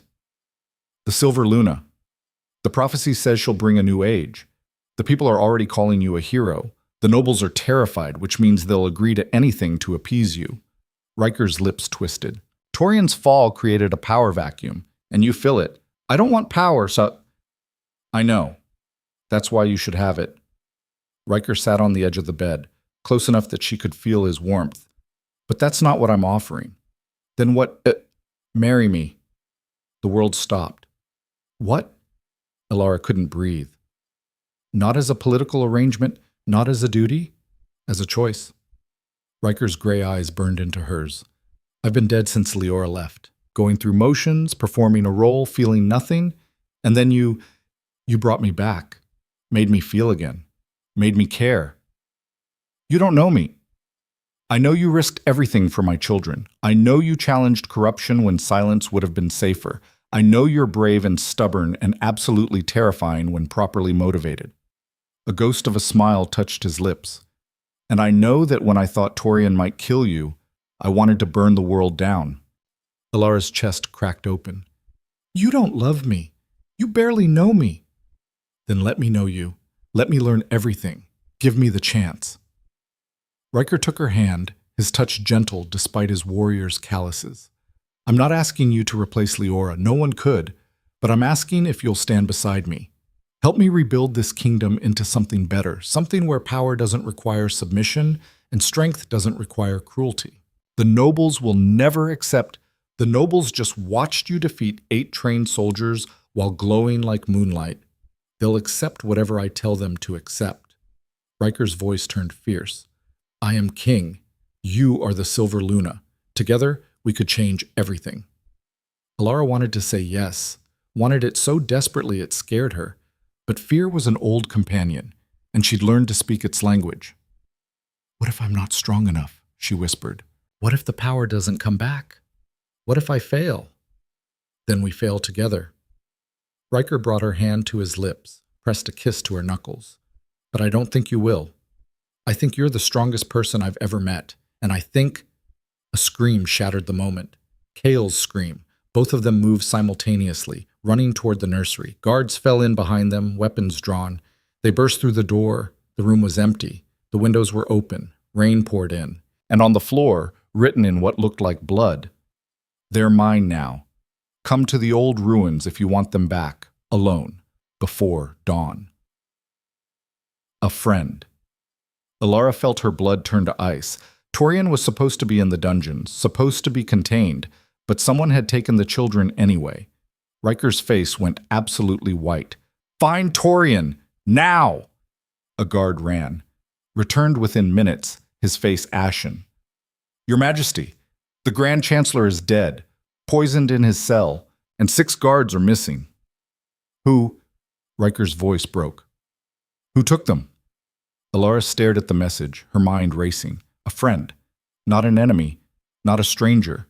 Someone who thought they were helping, someone who wanted the children for themselves. The pieces clicked together with horrible clarity. The emergency council, she whispered. It wasn't just Torian. He had allies, people who believed in his vision of order. Then we mobilized the army, Riker snarled. Tear the kingdom apart until the message says alone, Alara cut in. If we bring soldiers, they'll kill Kale and Mira. Then what do you suggest? Alara looked at him, saw the fear, the desperation, saw the man who'd lost his wife and might lose his children, and she made her choice. I go alone, she said. I find them. I bring them home. Absolutely not. It's the only way.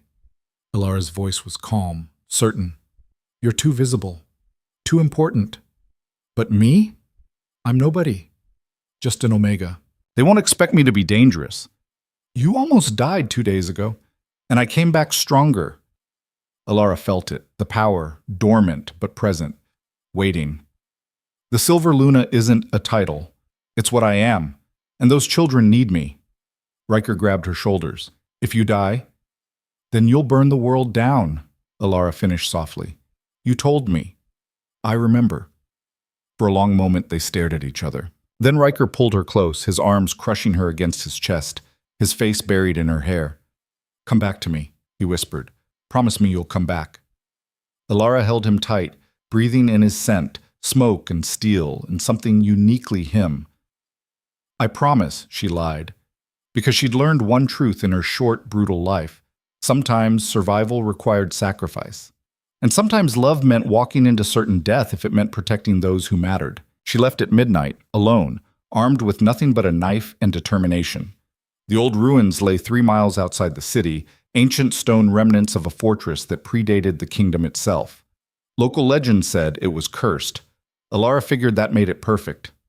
Rain hammered down as she approached, turning the ground to mud. Lightning split the sky, illuminating the crumbling walls. And standing in the center of the courtyard, holding Kale and Mira at knife point, was someone Alara recognized. Someone who'd been there all along. Someone she'd trusted. The betrayal hit like a physical blow. But Alara didn't stop walking. She'd made a promise, and she intended to keep it, no matter what it cost. Lady Vera stood in the rain, her elegant silk gown soaked through, her auburn hair plastered to her skull. The knife in her hand trembled slightly as she pressed it against Mira's throat. "I was wondering if you'd actually come," Vera said, her voice carrying across the ruined courtyard. "Part of me hoped you'd be smart enough to stay away." Alara's heart hammered against her ribs, but she kept her face calm, her voice steady. "Let them go, Vera. This isn't about them." "Everything is about them." Vera's laugh was bitter, broken. "The precious royal heirs, the future of the kingdom. Do you know how long I've served this palace? 20 years. 20 years of perfect service, perfect loyalty, perfect submission. And what did I get for it? You became head of household. I became a glorified servant." Vera's voice cracked. "I watched lesser nobles get titles, lands, marriages to powerful families. I watched omegas like you rise higher in 3 months than I've risen in 2 decades. And why? Because you got lucky. Because you were in the right place at the right time. Because the king noticed you." Alara took a careful step forward, her hands raised. "Vera, I never wanted— Don't lie to me." Vera jerked Mira closer, making the child whimper. Kale struggled against the ropes binding his hands, his small face twisted with fury and fear. "I saw how you looked at him, how he looked at you.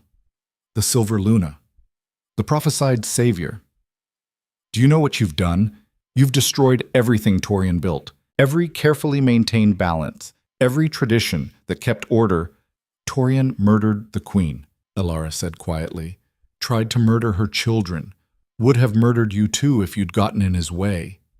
He was restoring strength to the kingdom." Vera's eyes blazed with fanatic conviction. "Leora made Riker weak, made him believe in love instead of power, made him think Omegas deserved respect instead of control. She ruined him. And you're finishing what she started." Understanding crashed over Alara like ice water. "You helped him," she whispered. "You helped Torian kill Leora." Vera's silence was confirmation enough. "You gave her the poison. You were one of her attendants. You had access." Alara's voice shook. "She trusted you. She was a fool." Vera's face twisted with hatred. "She thought kindness would save the kingdom. Thought if she smiled at enough servants, broke enough rules, loved enough broken things, the world would magically transform. But kindness doesn't build empires. Strength does. Fear does. Control does." "Then why take the children?" Alara asked, desperately trying to understand. "If you believe in Torian's vision, why not just kill them?" "Because I'm not a monster." Vera's laugh was hollow. "I'm giving them a chance to be raised properly, away from their father's weakness, away from your corrupting influence. I have allies in the southern territories, lords who believe as I do.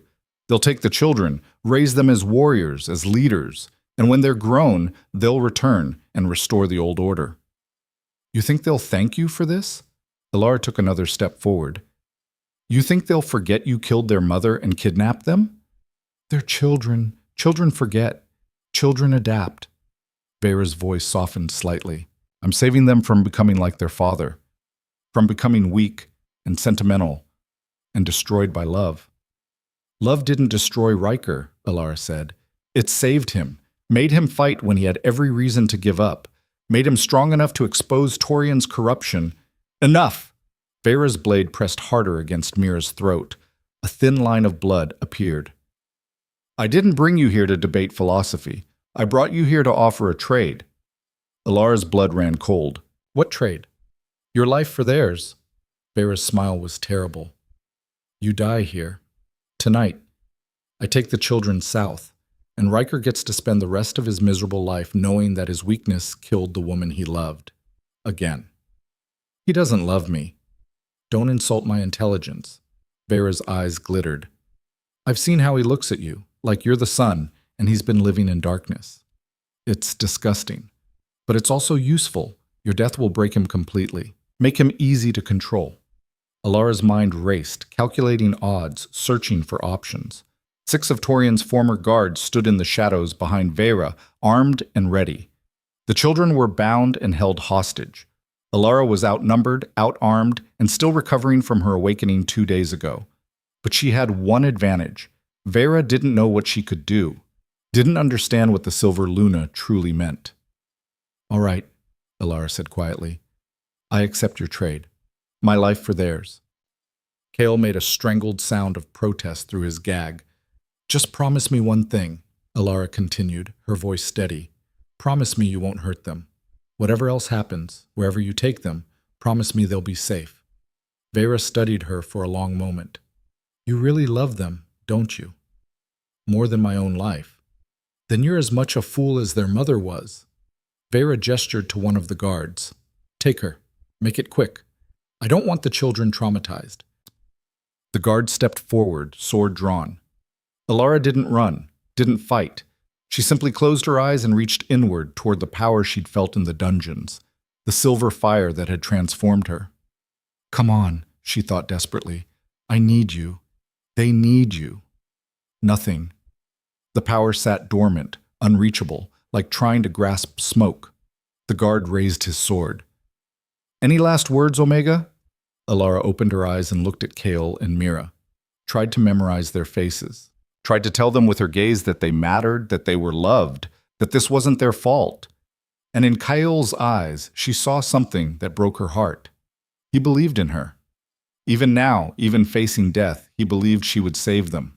That faith, that absolute, unwavering trust ignited something in Alara's chest. Not power, something deeper, purpose. The sword began its descent. Alara moved, not with supernatural speed this time, not with silver light or inhuman strength, just with years of watching warriors train, years of learning to anticipate movement, years of being underestimated. She stepped inside the guard's reach, grabbed his wrist, and used his own momentum to redirect the blade.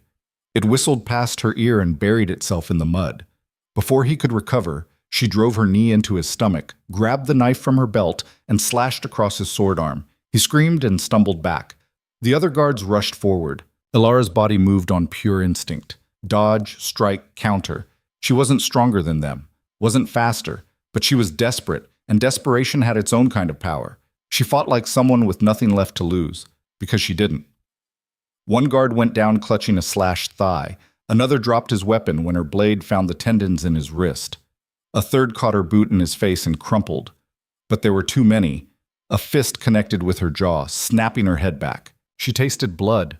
Another blow caught her ribs. Already injured, still healing, and the pain was blinding. She fell to her knees in the mud. Enough! Vera's voice cut through the chaos. Hold her! Strong hands grabbed Alara's arms, wrenching them behind her back. She struggled, but her vision was swimming, her body screaming. Vera approached slowly, the knife still in her hand.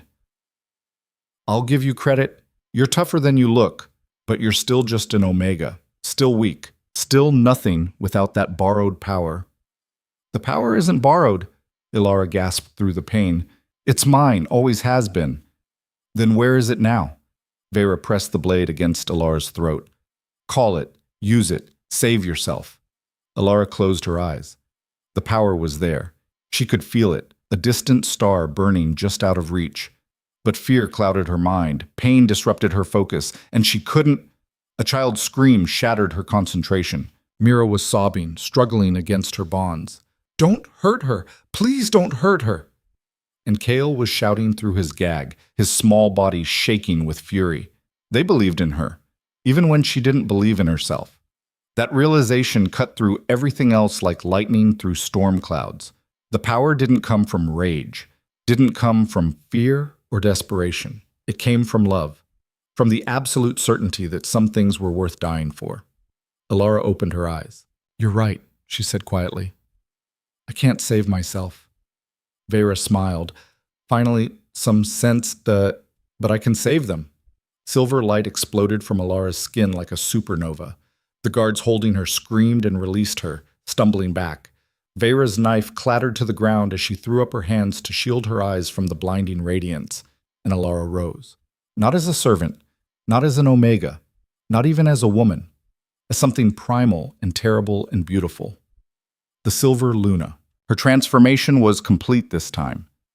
She felt her bones shift, her muscles reshape, her senses expand beyond human limits. Silver fur erupted across her skin. Her hands became claws. Her teeth sharpened to weapons. But she didn't lose herself to the animal. She merged with it, became something new, something whole. A massive silver wolf stood where Alara had been, easily twice the size of a normal wolf, eyes blazing with intelligence and power. Vera backed away, her face white with terror. Impossible, the transformation. You shouldn't be able to. The Silver Luna didn't waste time with words. She moved like lightning, faster than anything human. The guards didn't stand a chance. She disarmed them with calculated precision, not killing, never killing, but incapacitating with brutal efficiency. Broken wrists, shattered kneecaps, precisely placed bites that ensured they wouldn't be getting up anytime soon. Within 30 seconds, all 6 guards were on the ground, groaning. Vera ran. The Silver Luna caught her in 5 strides, slamming her into the mud, one massive paw pinning her chest. Vera stared up with eyes wide with terror and something else. Awe. You're really her, she whispered. The legend, the balance, the one who will remake the world. The Silver Luna's growl was a rumble that shook the ground. Then, slowly, deliberately, she shifted back. The transformation was agonizing, bones cracking and reforming, muscles tearing and healing, silver fur receding into smooth skin. When it was done, Alara knelt in the mud, naked and gasping, her hand still pressed to Vera's chest. I don't want to remake the world, Alara said, her voice raw. I just want children to be safe. I want people to be judged by their choices, not their birth. I want a kingdom where power doesn't require submission and strength doesn't require cruelty. That's a dream, Vera spat. A fantasy. The world doesn't work that way. Then we'll change how it works. Alara pressed harder. You helped murder a queen. You kidnapped royal heirs. You betrayed everything you claimed to serve. And you did it all for a vision of strength that requires keeping people weak. What are you going to do? Vera's voice shook. Kill me? Alara thought about it. The rage was there, the desire for vengeance. It would be easy, justified. But Kale and Mira were watching, and she'd promised herself she wouldn't become the monster people feared. No, Alara said finally. I'm going to let you live. Let you face trial. Let the kingdom see exactly what your vision of order produced.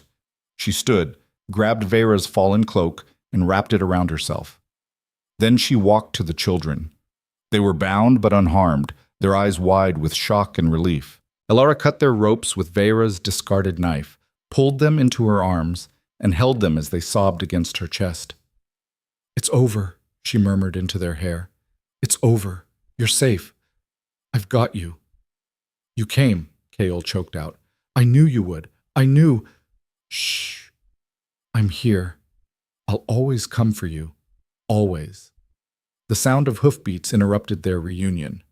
Alara looked up to see riders cresting the hill, royal guards with Riker at their head, his face a mask of fury and fear. He must have followed her, must have given her a head start, but couldn't stand waiting, couldn't bear not knowing. Riker took in the scene with one sweeping glance.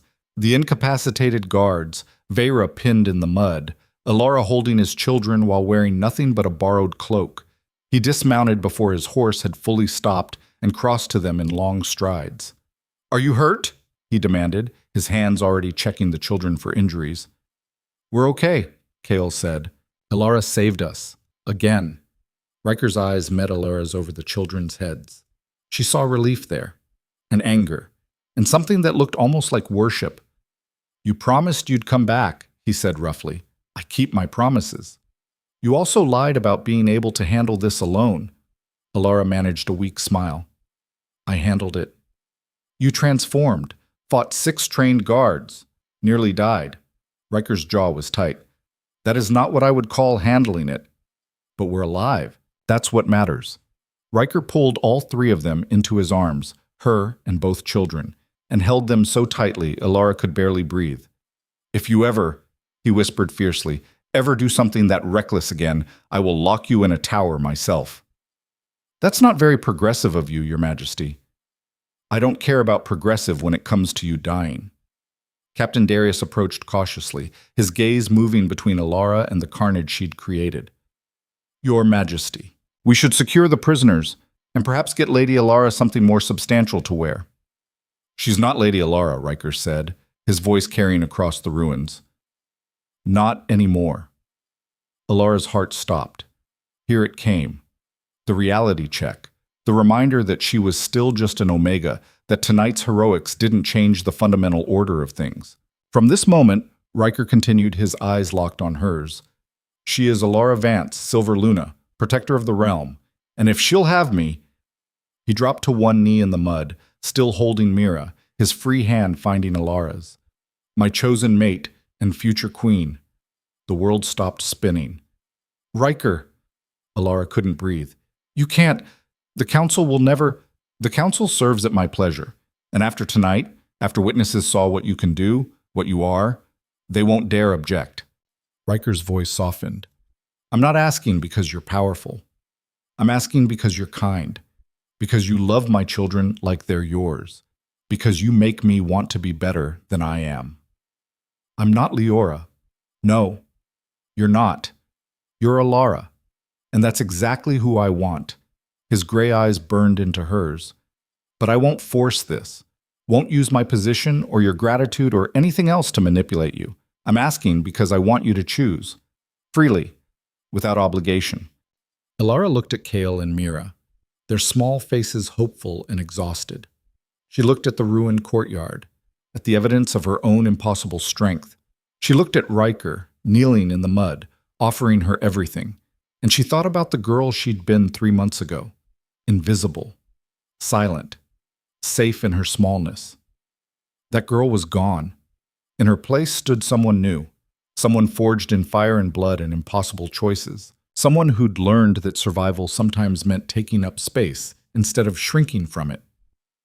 Yes, Alara whispered. I choose yes.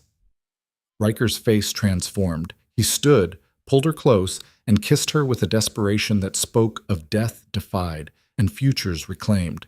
The guards cheered. The children hugged their legs. And somewhere in the ruins, Vera laughed, a broken, bitter sound. You think you've won, she called out. But you've only started a war. The old families won't accept this. The traditionalists will rise. And when they do, Alara said calmly, turning to face her, they'll learn what the Silver Luna does to those who threaten her family. And they'll learn that the age of controlling people through fear is over. She meant every word.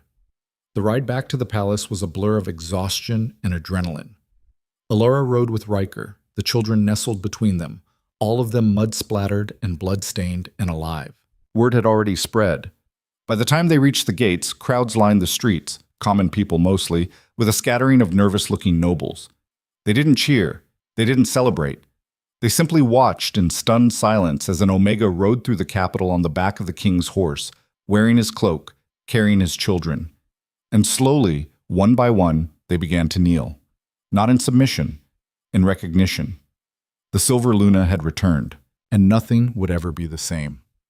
Well, the council meeting 3 days later was exactly as brutal as Alara had expected. She sat beside Riker at the head of the massive table, acutely aware of every eye on her. The council chamber was packed, not just with the usual advisors, but with representatives from every noble house in the kingdom.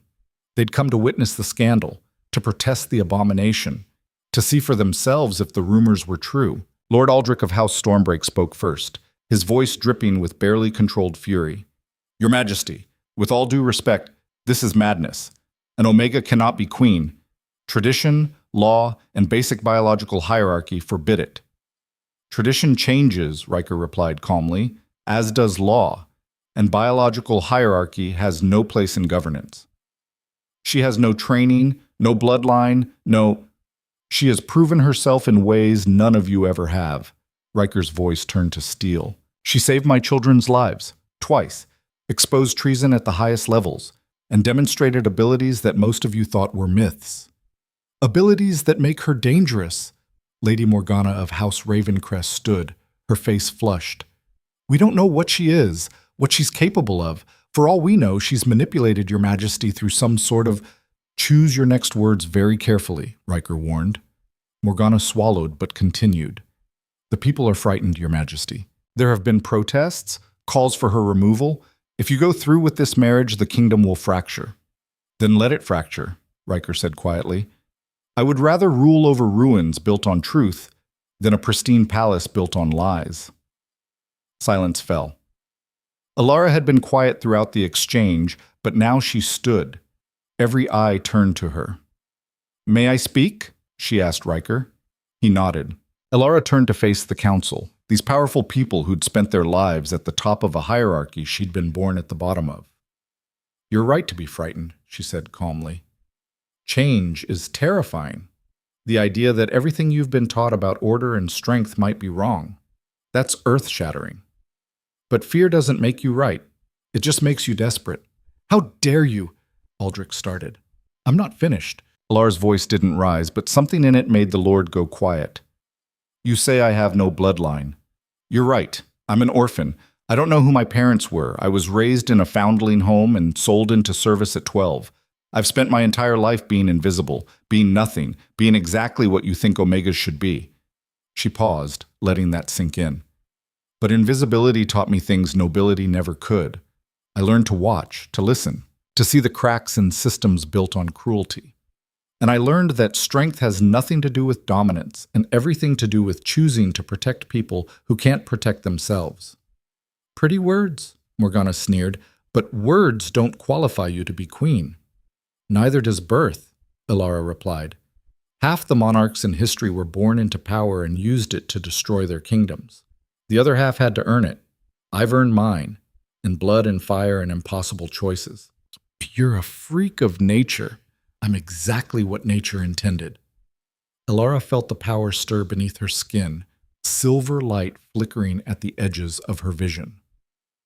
The Silver Luna exists to remind you that the hierarchy you worship is a lie, that Omegas aren't weak, they're just controlled, and that control only works as long as we accept it. The room erupted in shouts. Some lords stood in protest. Others looked thoughtful. A few, a very few, looked almost impressed. Riker stood beside Alara, his hand finding hers. Enough. I've made my decision. Alara will be my mate and your queen. Those who cannot accept this are free to leave my service. But know this, his eyes swept the room. Anyone who acts against her acts against me, and I will consider it treason. The threat hung in the air like a blade. Slowly, reluctantly, the protest died down. Lord Aldrich was the first to bow. As you command, your majesty. The others followed, one by one, their submission grudging but real. All except one. Lady Morgana remained standing, her face twisted with disgust. I will not serve under an Omega Queen. I resign my position on this council. Accepted, Riker said coldly. Leave. Now. Morgana swept from the room, her footsteps echoing. The door slammed behind her. And in the silence that followed, Alara felt the shift. She'd won. Not completely. Not permanently. The battle for acceptance would take years, maybe generations. But she'd taken the first step. And she wouldn't stop until the world was different. The coronation was set for the new moon, 3 weeks away. Alara spent those weeks in a blur of preparation and disbelief. She met with tutors who taught her protocol and history, with advisors who explained the intricacies of governance, with healers who helped her understand and control her transformation, and with Kale and Mira, who refused to let her out of their sight for more than a few hours at a time. They'd started calling her mother. The first time it happened, Alara had frozen, unsure how to respond, but Riker had simply smiled and said, They're right, that's what you are. And Alara had realized he was right, not because she'd given birth to them, but because she'd chosen them, protected them, loved them unconditionally. That was what made a mother. The night before the coronation, Alara stood on her balcony, the Queen's balcony now, and looked out over the city. Tomorrow, everything would change. Tomorrow, she would become queen. The thought still didn't feel real. Having second thoughts, she turned to find Riker leaning against the doorframe, watching her with those intense gray eyes. Third and fourth thoughts, she admitted. What if I fail? What if I'm not strong enough? You ran into a burning building for my children. Riker cut her off gently. You challenged the Grand Chancellor in front of the entire court. You transformed into a legendary warrior and defeated 6 trained soldiers to save the heirs. If that's not strong enough, I don't know what is. That was survival. This is ruling. Ruling is survival. Riker crossed to her, pulled her into his arms. Just on a larger scale. And you won't do it alone. We'll figure it out together. Alara leaned into his warmth, breathing in his scent. Do you really think we can change things? Make the kingdom better? I think, Riker said slowly, that you already have. The protests stopped after your speech to the council. The common people are calling you the people's queen, and 3 noble families have written to say they support the match. 3 out of 40. It's a start. He kissed the top of her head. Change is slow, but it's happening. You're making it happen. Alara closed her eyes and let herself believe it. Tomorrow, she would stand before the kingdom and be crowned. Tomorrow, she would step into a role no Omega had ever held. Tomorrow, she would begin the work of transforming a kingdom built on hierarchy into something better. But tonight, she was just Alara, holding the man she loved, preparing to become the mother and queen 2 beautiful children needed. And that was enough. Dawn broke over Thornvale Palace with unexpected warmth, gilding the black stone towers in gold and casting long shadows across the courtyard, where thousands had already gathered. The coronation day had arrived, and with it, the moment that would either cement a new era or tear the kingdom apart. Alara stood in the Queen's chambers, Leora's chambers, now hers, staring at her reflection with a mixture of awe and disbelief. The gown was magnificent, silver silk that seemed to shimmer with its own light, embroidered with patterns of wolves and crescent moons. It had been commissioned specially, designed to honor both her new position and her true nature. The silver luna, rendered in thread and jewels. You look like a queen, Margot said quietly, adjusting the final clasp. I look like I'm wearing a costume, Alara replied, her voice shaking slightly. Same thing, really. The old healer's eyes were kind. Every queen in history felt like an imposter at first. The difference is whether you let that fear paralyze you or drive you to be better. A knock at the door interrupted them. Come in, Alara called. Kale and Mira entered, dressed in formal attire that made them look older than their years. They stopped when they saw her, their eyes going wide. You're beautiful, Mira whispered. You look like the paintings, Kale added. The old ones, of the first silver luna. Alara knelt carefully, mindful of the gown, and pulled them close. Are you ready for this? Are you? Kale asked with the perceptiveness of a child who'd grown up too fast. Terrified, Alara admitted. But I'm doing it anyway. Because sometimes the scariest thing is also the right thing. That's what Mother used to say, Mira said softly. Alara's chest tightened. She was right. Another knock. This time Riker entered, and the sight of him made Alara's breath catch. He wore ceremonial armor, black steel chased with silver, a wolf's head emblazoned on the breastplate. His dark hair was unbound, falling to his shoulders, and his eyes, when they found hers, burned with an intensity that made her skin prickle. Leave us, he said quietly to Margot and the children. Please. They obeyed without argument. Alone in the vast chamber, Riker crossed to Alara and simply looked at her for a long moment. You're sure about this? He asked finally. Last chance to run. I'll help you pack. Despite everything, Alara laughed. Tempting. But no, I made a promise. To you. To them. To everyone who's ever been told they don't matter because of what they were born as. That's a heavy promise. Then it's a good thing I'm strong enough to carry it. She met his gaze steadily. I'm ready, Riker, for all of it. He pulled a small box from his pocket and opened it, Inside was a ring, simple silver, set with a single moonstone that seemed to glow with inner light. "This was my mother's," he said quietly, "and her mother's before her. It's supposed to be worn by the Queen of the Northern Territories. By tradition, I should give it to you during the ceremony, but I wanted this moment to be just ours. Before the crown, before the politics, just you and me." He slipped the ring onto her finger, and Alara felt its weight settle like a promise. "Thank you," she whispered. "For what?" "For seeing me when I was invisible, for believing I could be more, for giving me a reason to be brave." Riker cupped her face in his hands, his thumbs brushing her cheekbones. "You were always brave. I just gave you a reason to stop hiding it." He kissed her then, soft and deep and full of promise. When they pulled apart, Alara could hear the crowds outside growing louder. The ceremony would begin soon. "Ready?" Riker asked. Alara took a deep breath. "Ready." The Grand Cathedral was a masterpiece of ancient architecture. Soaring columns, stained glass windows depicting the history of the Wolf Kingdoms, and enough space to hold 3,000 witnesses. Every seat was filled, every balcony packed, nobles in their finest clothes, common people who'd won lottery spots, guards lining the walls. All of them watching as Alara walked down the endless aisle on Riker's arm. The whispers followed her like a wave. "That's her, the Silver Luna. They say she glows when she transforms. My cousin saw her fight 6 men and win. An Omega Queen, who would have thought?" Alara kept her head high, her steps measured, even as her heart hammered against her ribs.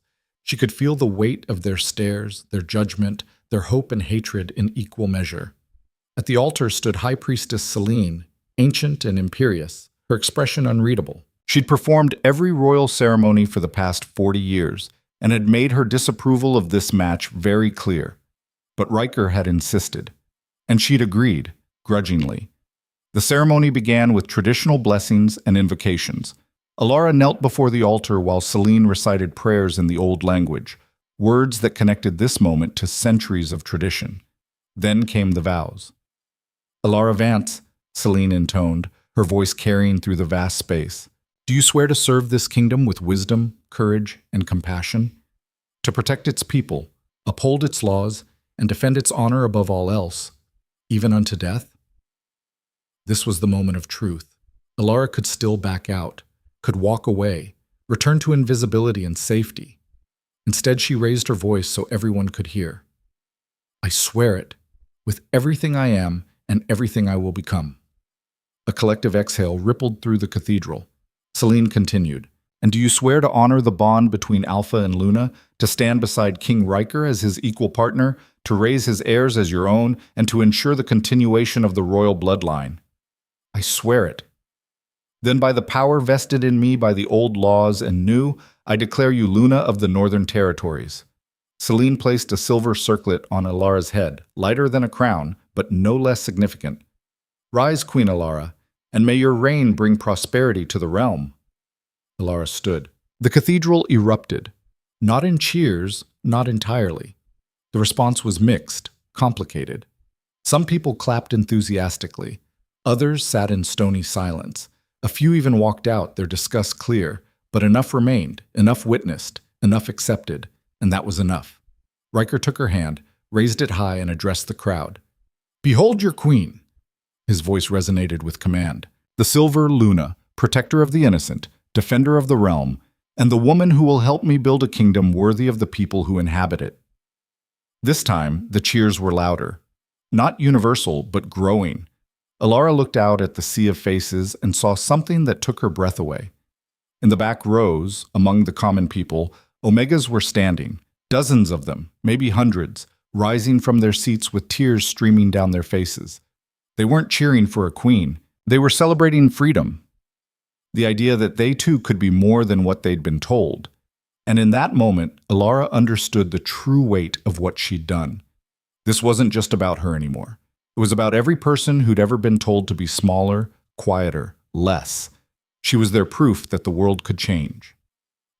The celebration feast was a carefully orchestrated political event disguised as a party. Every noble house had sent representatives, most of them still uncertain how to navigate this new reality. Alara sat at the high table beside Riker, acutely aware of every eye tracking her movements. She ate carefully, spoke when spoken to, and tried not to betray how exhausted she already was. Hours of smiling, of accepting congratulations that sounded sincere but often weren't, of navigating conversations designed to test her knowledge, her composure, her worthiness. It was its own kind of battle. "You're doing well," Riker murmured during a brief lull. "They expected you to crack by now." "The night is young," Alara replied with a tight smile. "True, but you're tougher than they think." A commotion at the entrance drew everyone's attention. A group of commoners had somehow gotten past the guards. A dozen men and women, muddy and road-worn, clearly not nobility. The guards moved to intercept them, but their leader, a broad-shouldered woman with scars crossing her face, raised her hands. "We mean no harm, Your Majesty," she called out. "We just want to speak, please." The hall went silent. Riker's jaw tightened. "Let them approach." The woman and her companions walked forward, stopping at a respectful distance from the high table.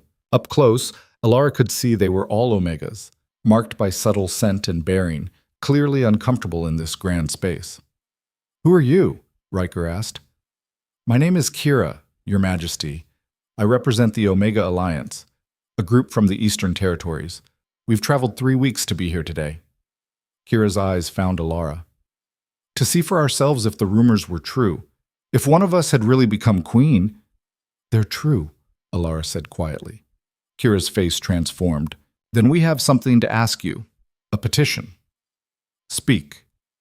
"In the Eastern Territories, Omegas are bought and sold like livestock. Families trade us for debts. Alphas claim us without consent. The local lords do nothing because tradition says we're property."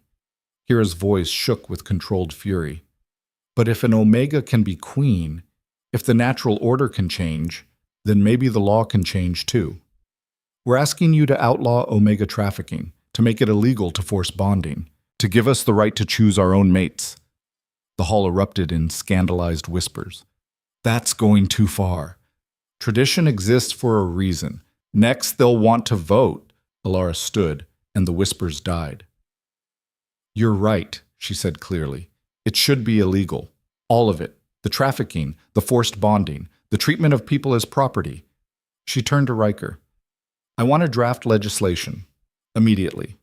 Full protection for Omegas under the law. Equal rights in matters of bonding and property." The nobles looked apoplectic. Lord Aldrich shot to his feet.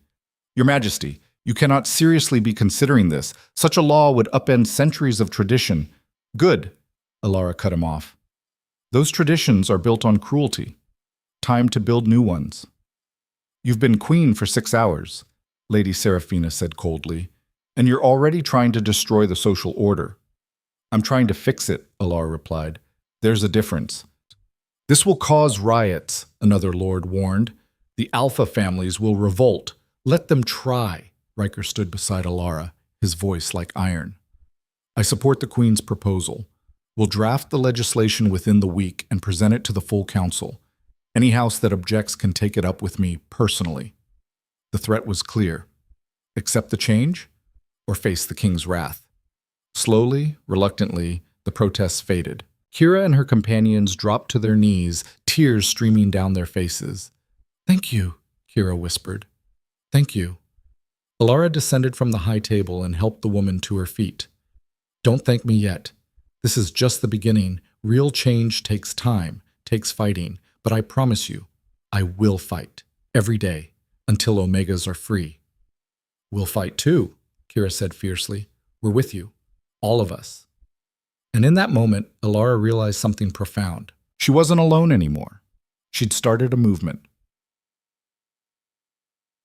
The weeks that followed were brutal. The Omega Protection Act, as it became known, sparked exactly the kind of resistance Alara had expected. 3 noble houses withdrew their support of the crown. Protests erupted in the southern territories. One particularly conservative lord even attempted a small rebellion. Riker crushed it within days.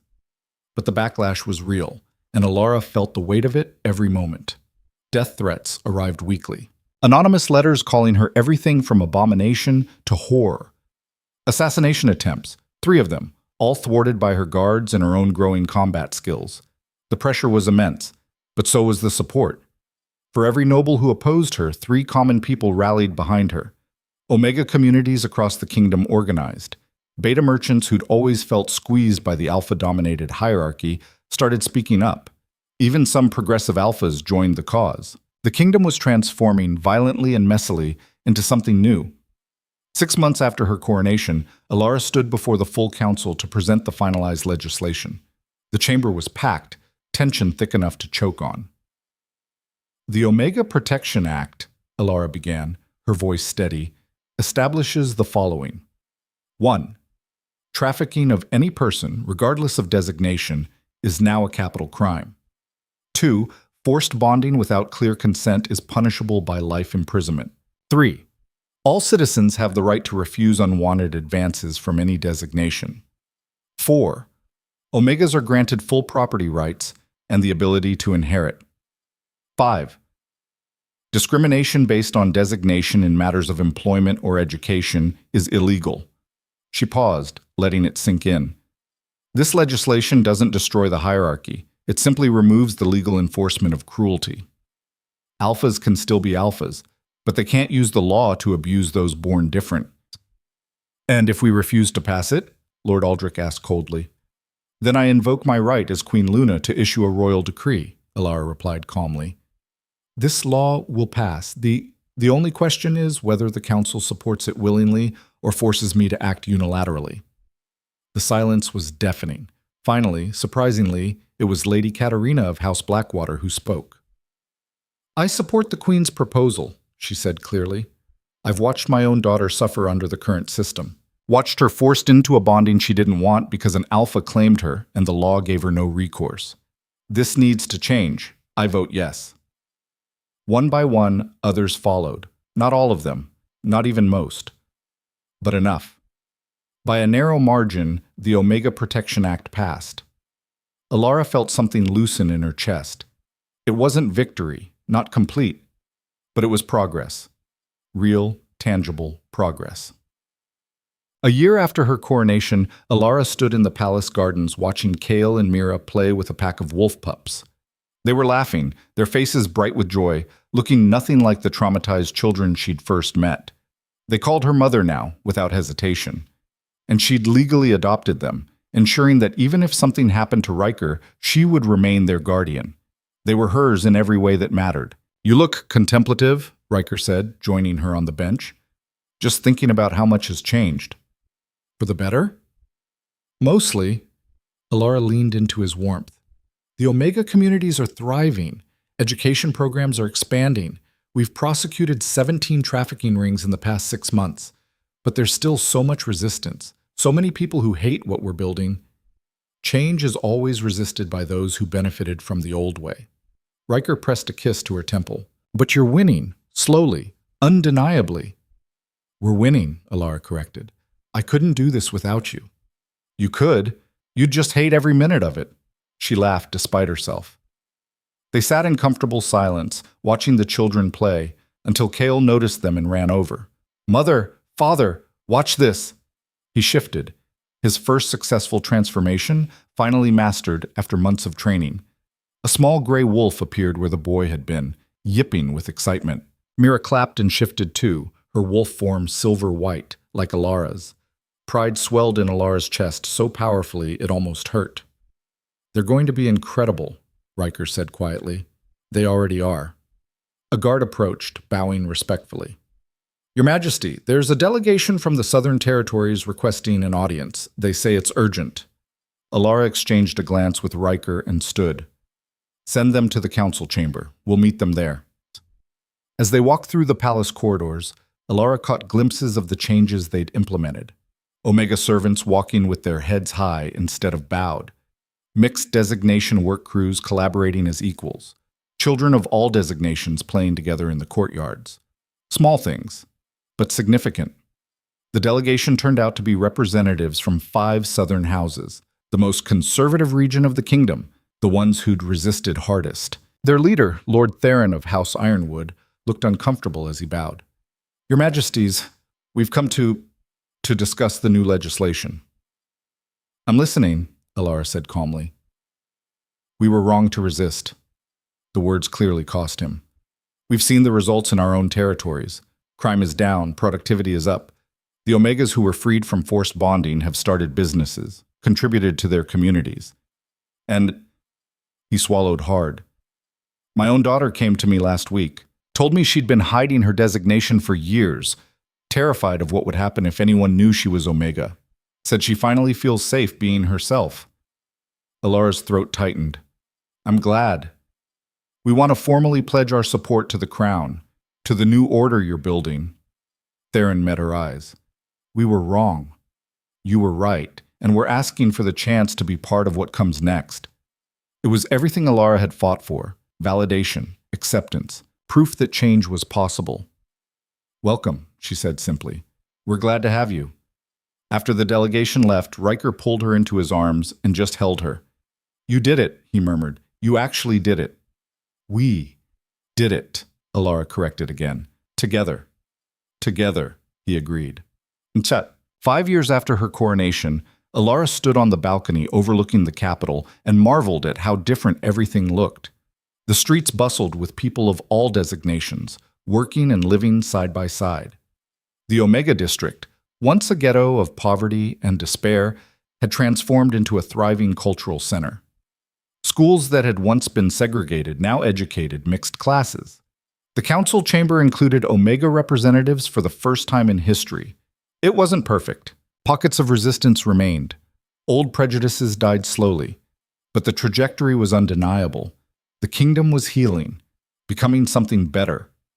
Behind her, she heard small footsteps and turned to find not just Kale and Mira, now 11 and 9, growing tall and strong, but a new addition. The baby in the nursemaid's arms was barely 3 months old, with dark hair and eyes that shifted between gray and silver depending on the light. Alara's daughter. Hers and Riker's. Born 6 months premature but healthy, strong, alive against all odds. They'd named her Lyora.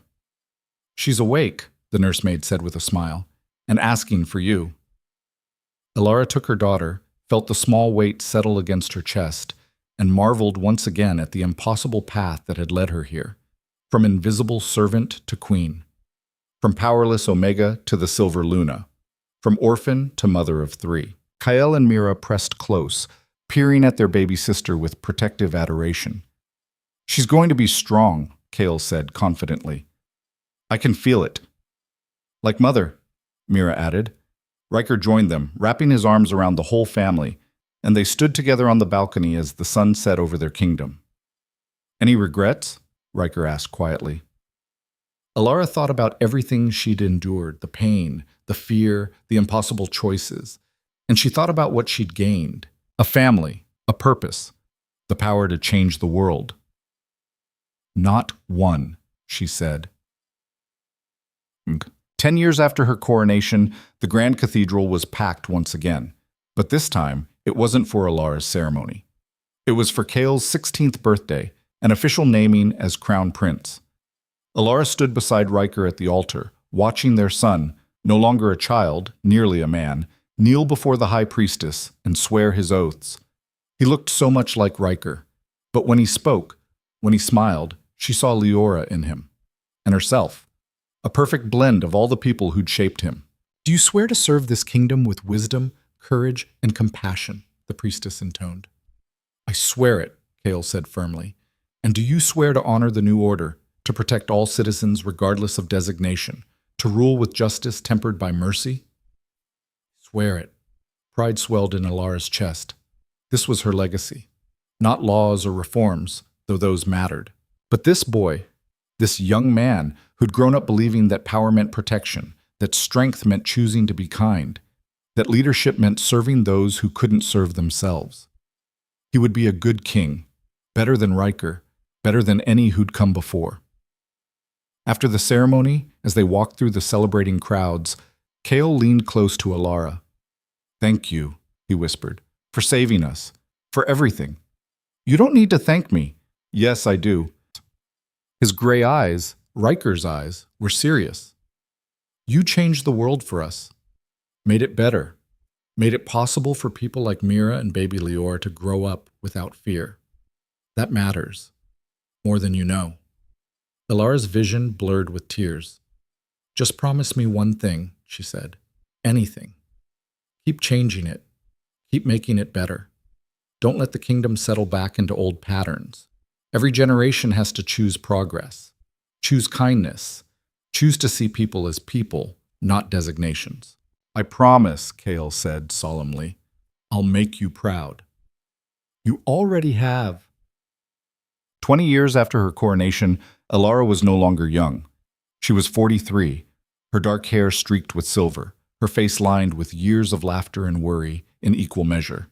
But she was still strong, still fierce, still the silver Luna. The transformation came easier now, natural as breathing. She shifted regularly, ran with the palace wolves, taught young Omegas how to control their own emerging powers. Because she wasn't the only one anymore. Her awakening had triggered something across the kingdom. Other silver Lunas were emerging, one every few years, each one a reminder that designation was not destiny. They'd formed a council, the Luna Guard, dedicated to protecting those who couldn't protect themselves. Ilara led them still, but she was training successors, making sure the movement would outlive her. On the anniversary of her coronation, the kingdom held a celebration unlike any before. Not just in the capital, but in every city, every town, every village across the territories. 20 years of peace, 20 years of progress, 20 years of proof that change was possible. Ilara stood on the palace balcony with Riker beside her, both of them older now but still together, still strong, and looked out at the crowds below, thousands of people, all designations, all united. We did it, Riker said quietly, against all odds, against all resistance. We actually built something better. We started building it, Ilara corrected. It'll take generations to finish. Maybe it'll never be finished. But that's okay. The work is what matters. You sound like a philosopher. I sound like someone who's been queen for 20 years and learned that nothing worth doing is ever truly done. Riker laughed and pulled her close. From inside the palace, Ilara could hear her family, Kale, now 26 and ruling beside them as crown prince, Mira, 24 and leading the Luna Guard, Leora, 15 and already showing signs of incredible power, 3 children who'd grown up knowing they were loved, who'd never been invisible, who'd changed the world in ways Ilara couldn't imagine. That was her true legacy. Not laws or reforms, but the future they'd made possible. Ready to give your speech? Riker asked. Ilara took a deep breath. Ready? She stepped forward and the crowd erupted in cheers, not because she was royalty, because she was one of them. An Omega who'd refused to be invisible, who'd proven that courage mattered more than designation, who'd transformed a kingdom through love and stubbornness and the absolute refusal to accept that some people mattered less than others. 20 years ago, Ilara began, her voice carrying across the vast square, I was nobody. A servant, an Omega, invisible to everyone except 2 small children who needed someone to see them. And in choosing to see them, to protect them, I started a chain of events that changed everything. She paused. Let that sink in. But I didn't change the kingdom alone. Every person who stood up against injustice, every Omega who refused to bow, every Alpha who chose partnership over domination, every Beta who demanded equality, you changed it. You built this. This new world where designation doesn't determine destiny, where power means protecting the vulnerable, not crushing them, where strength is measured by compassion, not cruelty. The crowd roared. The work isn't finished, Ilara continued. It never will be. Each generation will have to choose. Choose kindness, choose justice, choose to see people as people. But if we keep choosing, if we keep fighting, then maybe, someday, our children's children will live in a world where these choices aren't necessary, where equality is simply the air we breathe. She raised her hand, silver light flickering around her fingers. I am the silver Luna, but I'm not special. I'm just an Omega who refused to be small. And if I can stand here, if I can be queen, then anyone can be anything. Never forget that. Never let anyone tell you otherwise. The cheers were deafening, and as Ilara looked out at the sea of faces, all of them united, all of them free, she felt something settle in her chest. Peace. She'd done what she set out to do, changed the world, proved that love was stronger than fear, that courage could transform kingdoms, that invisible people, when given the chance, could shine brighter than anyone imagined. Riker took her hand, squeezed it gently. "I love you," he said. "I love you too." Behind them, their children joined them on the balcony, and together, the whole family, they faced the kingdom they'd built. The war for power was over. A new dynasty had begun, not built on blood or conquest or domination, but on something far more powerful: hope. And in the end, hope was what changed everything.